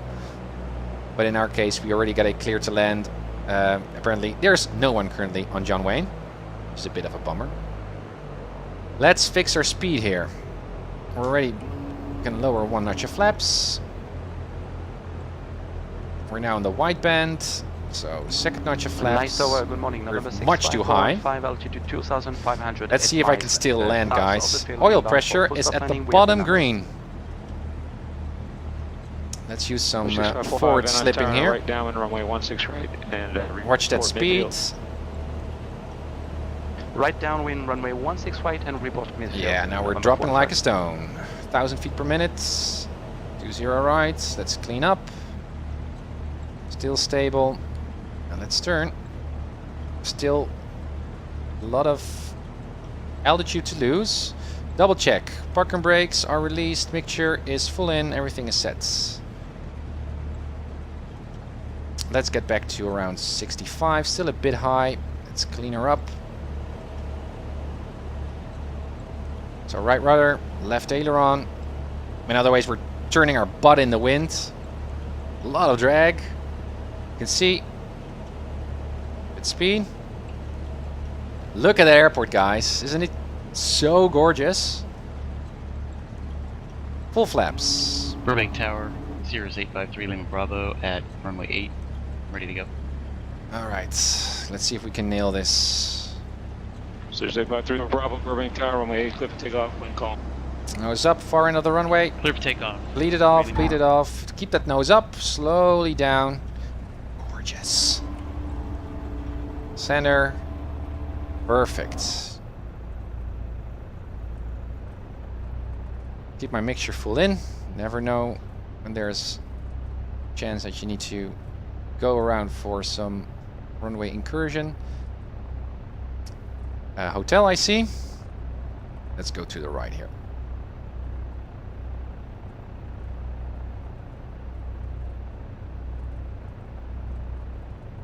Awesome-y. Our butts behind threshold. Let's park near the tower. 1,000. Lean for ground. Flaps are up. Good. And looks good to me. Landing lights off. Strobe lights off. Perfect. John Wayne Tower, Skype Hotel Tango Mike is clear. 20 right at hotel. Taxi to parking somewhere here in the front. Somewhere, just. Hotel Tango Mike, Roger, taxi straight ahead to parking there, if you like, and have a good day. Straight ahead for parking. Thanks for the help today, Papa Taxi Mike. PilotEdge is awesome. Number 925 for golf, still with me. Alrighty. 100 punten, thanks, Digital. Very smooth touchdown. Yeah, Toei, I agree. Where are we going to taxi? Airport. As filed. Not straight ahead. Maintain 4,000. Expect 1000. Now you can see these lines here to the right, Departure frequency these dashed 127.4. lines. That means that's the non-movement area. So as 5772, soon, hold for release. or is it? No, it isn't. It isn't. It isn't. It's the second one. It's over there. This line. Sure, there's no ground traffic here. No. Now we are free to do whatever. We're outside of the control of ground. We can make loop spins, make a circus. Not sure whether this is a good idea, what I'm doing right now, but let's pretend that we are part of this corporate Western avionics. And that this is our car. Nice tower, November 6515. There we are. Runway 16 right. Alright, let's clean up our 65415. altimeter, or our transponder first. 16 right, call and 1 call. 1200 for the next time. Clear to land, runway 16 right. November 15. And anything else? Seriously, No, contact avionics report. off, cut off. Wait until the prop stops. Magnetos, masters, propeller, fuel tanks. Door is opened. We release our seatbelts. We go outside. Post flights. Pitot tube. I'm not interested in the tie downs, but I am interested in the chocks. Even though this is not really a good parking spot, I guess I would just get this thing into some hangar. And that is it. Boom, nice landing. This is the first time I see flying X-Wing. How do you like it? Miss the good old... Oh, no, no, no, no, no, no, no. I do not miss the good old FSX. No, no, no. X-Plane is an entirely new experience. It's so much smoother. I really, really like it. Yeah, it's a bummer that I cannot show you guys on the iPad. That damn air server is crashing almost every flight. It just stops broadcasting, which is very, very annoying. Because I'd like to show you my logbook. But unfortunately, that cannot be done today. Logbook. Let's add our flight here. We flew from, well, first the dates today. SMO to K S and A. Duration. We just copy that from 4 flights. That was 48 nautical miles and 30 minutes. Yeah, that's about right. Back to my, yeah, 30 minutes.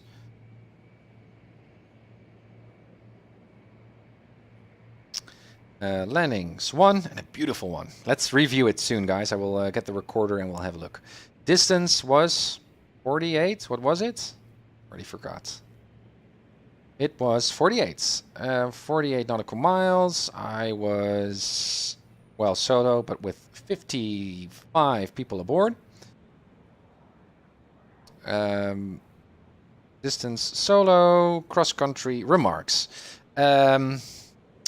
Wonderful and successful complex VFR flights with 55 friends aboard.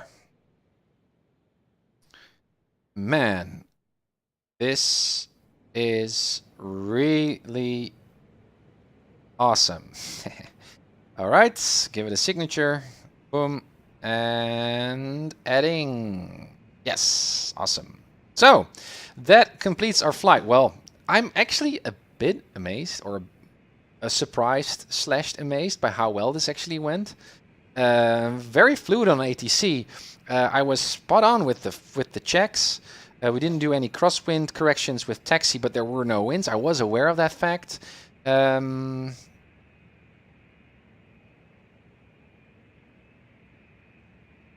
Digital 55, did you calculate weight and balance? No, I did not.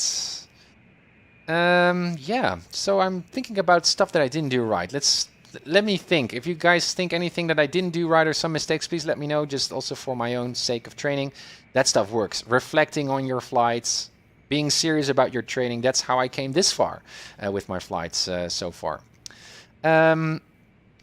Disconnect from PilotEdge. What was the flight recorder? I forgot. Is that Guys, what's the shortcut for the flight recorder?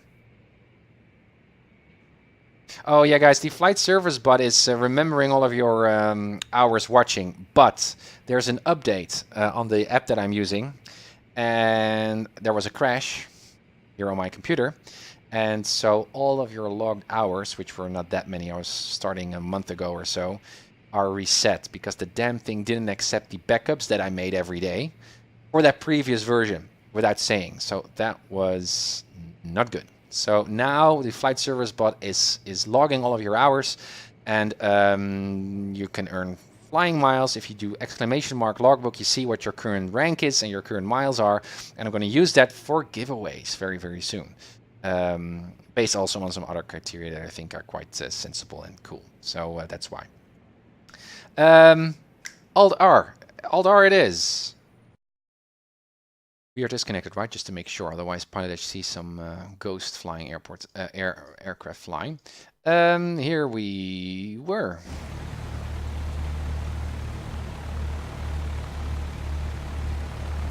Oh yeah, we now see wheel chocks, I guess, hanging underneath our beautiful Skyhawk 172.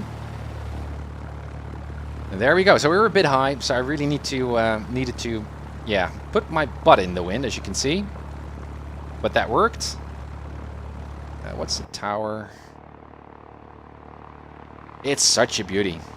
I'm gonna make one myself, guys. My own Skyhawk, and it's gonna be much more sophisticated. Already the flight model that I made is more accurate than the Laminar's one. Also more accurate than the Air Force one, based on objective numbers, which is an important remark, because still Air Force Labs could be more sophisticated, but the airplane looks so weird in Playmaker. Has slats and stuff.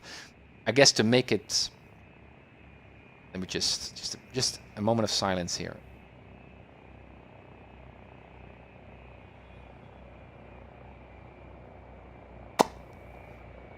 That was good. It was a no-winds landing, so it wasn't that... Hello. It wasn't that difficult. I would like to see that another time, but then from another view. Yeah, the Air Force Labs is doing all kinds of weird things in Playmaker to make the thing fly, subjectively more fly like a Skyhawk, so... Nose up, proud, but also slowly nose wheel down. My yoke was fully aft. First, stable on the center line. And there we are. Hey, Chili, good to see ya.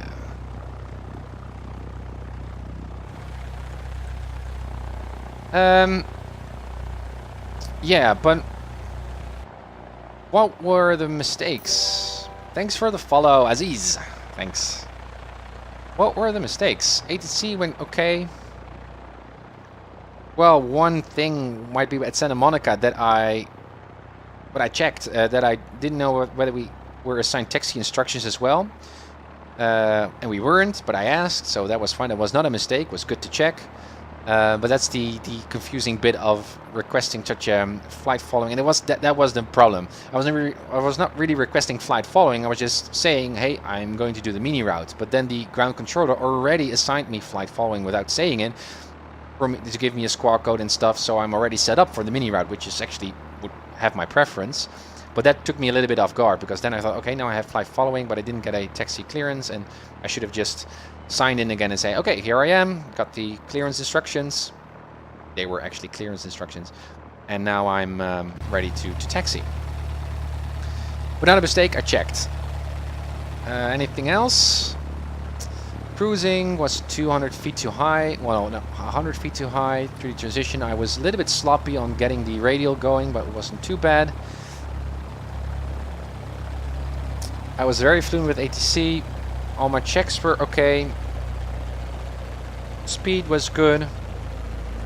It was a almost perfect flight, if not perfect, for not flying such a VFR flight for about 2 months. So that means that I actually have developed a skill. It's not just a state that I'm in during my training. If I just stopped flying for a week or so, I could already notice, but clearly now it has sunk in, which is good to see.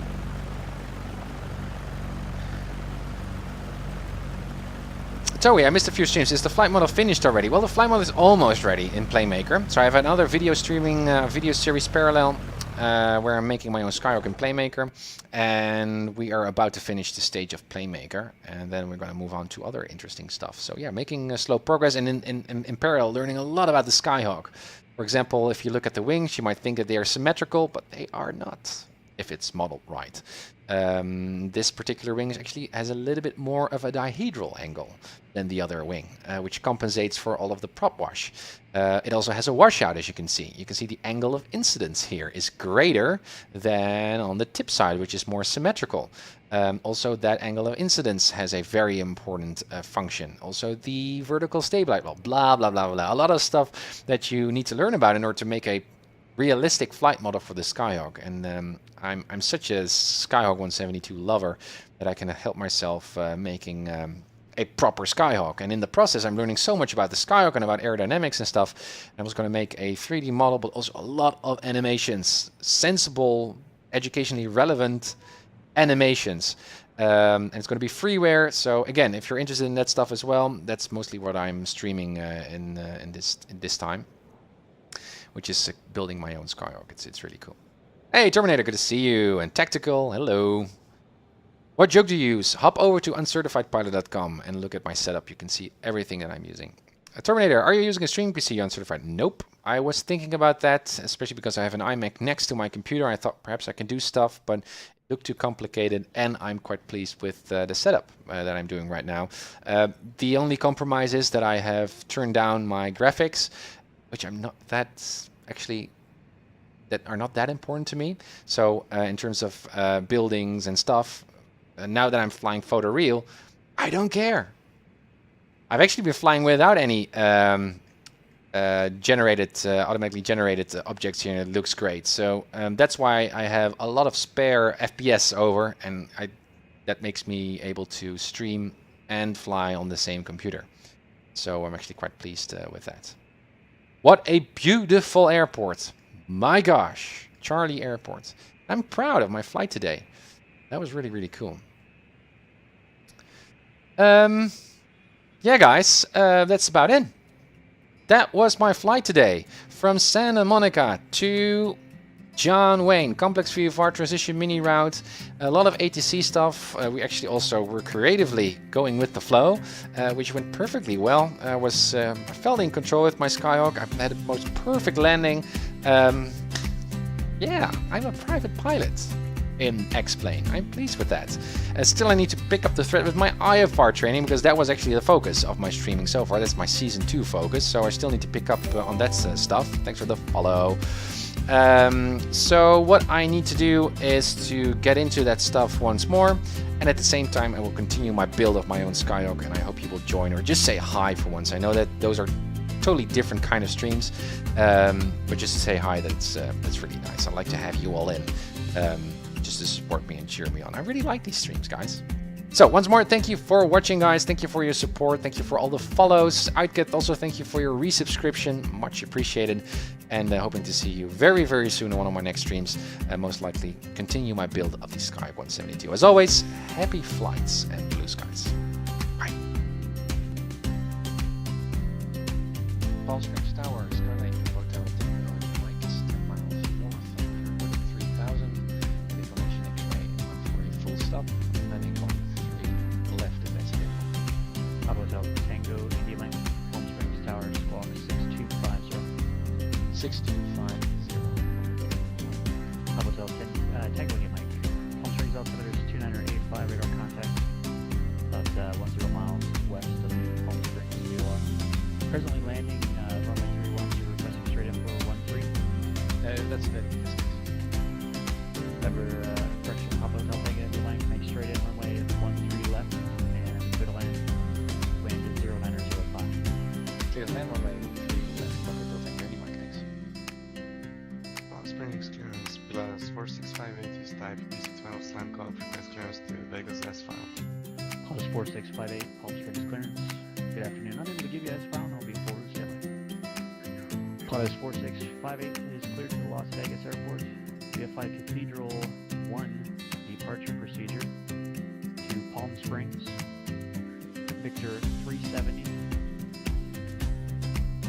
to 29 Palms, Victor 538, Cresso, join the Cresso 3 arrival.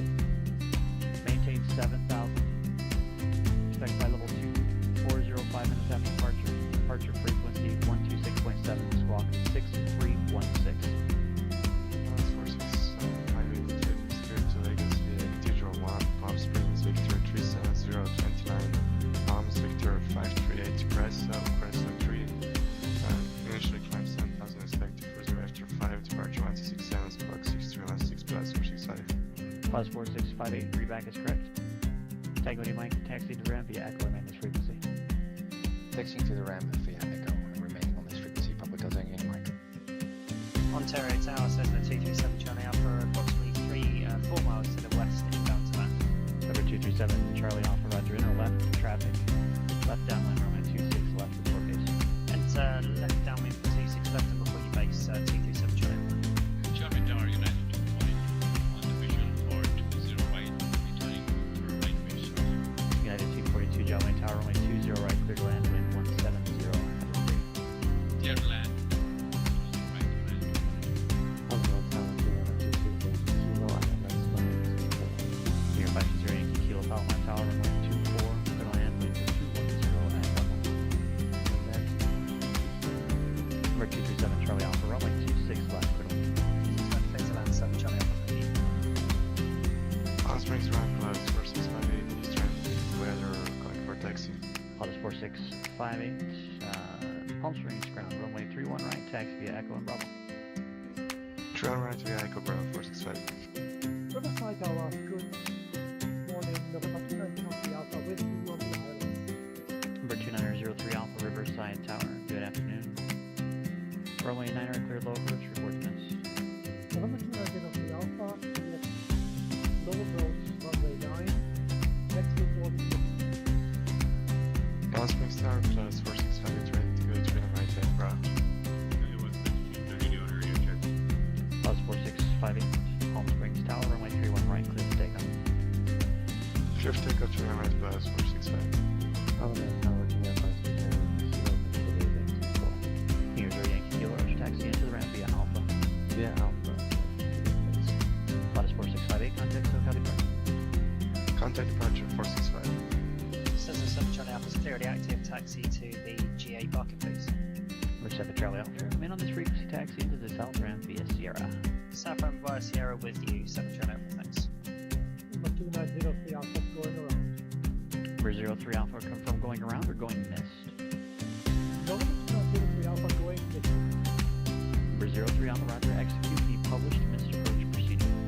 Flying the public with one position, number 2903. Hyper 2903 Alpha, contact SoCal departure. Contact departure, 03 Alpha. Number 03 Alpha, departure frequency 1359. 1351 North and South, number 2903. Ontario Tower, another still the mic down to ILS 26 left. Number 516, Delta Mike, Ontario Tower. Good afternoon, Ontario. Wind is calm. Runway 26 left to land. 26 left, good land, 6 on Ontario Tower, another 36. Correction 516 Delta Mike, clear the active uniform, taxi to the south apron. Number 6 Delta Mike, roger, taxi in the south ramp via Sierra. Remain on the street. Yes, here on this frequency 6 Delta Mike.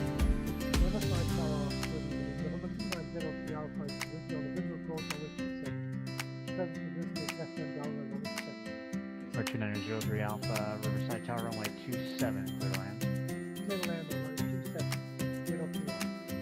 Riverside Ground, November 2903 Alpha, in Alpha request taxi to transient parking. Number 2903 Alpha, Riverside ground in the future. Don't switch to the ground frequency unless you're told to do so. You should stay with tower, exiting the runway all the way to the whole stroke length. Stay on this frequency for now, taxi into the ramp via Alpha. Taxi to ramp via Alpha, Rotterdam, November 2903 Alpha. Runway clearance, November 6, Charlie Mike, type Cherokee. I would like to attempt a I-4 rating today. Cherokee 76 Charlie Mike, John Lane clearance. Good evening. Good luck on the I-4 destination. Will be Kilo Oscar X-ray Romeo. That's Kilo Oscar X-Ray Romeo 6 Charlie Mike. Yes, sir. Good luck. I'm going to sign off and collect some information for this destination. I'll sign back in. Okay. Absolutely. Just report when you're back with the I-4. And how long do you think it'll be? It's not going to be more than an hour. No. I have to file and get some charts in place. Wonderful. Yeah, I'll still be here, so it shouldn't be a problem. And we'll wait for your flight plan to come through. Las Vegas Tower Plus 4658 is unusual. I'm right 4500. Plus 4658 Las Vegas Tower runway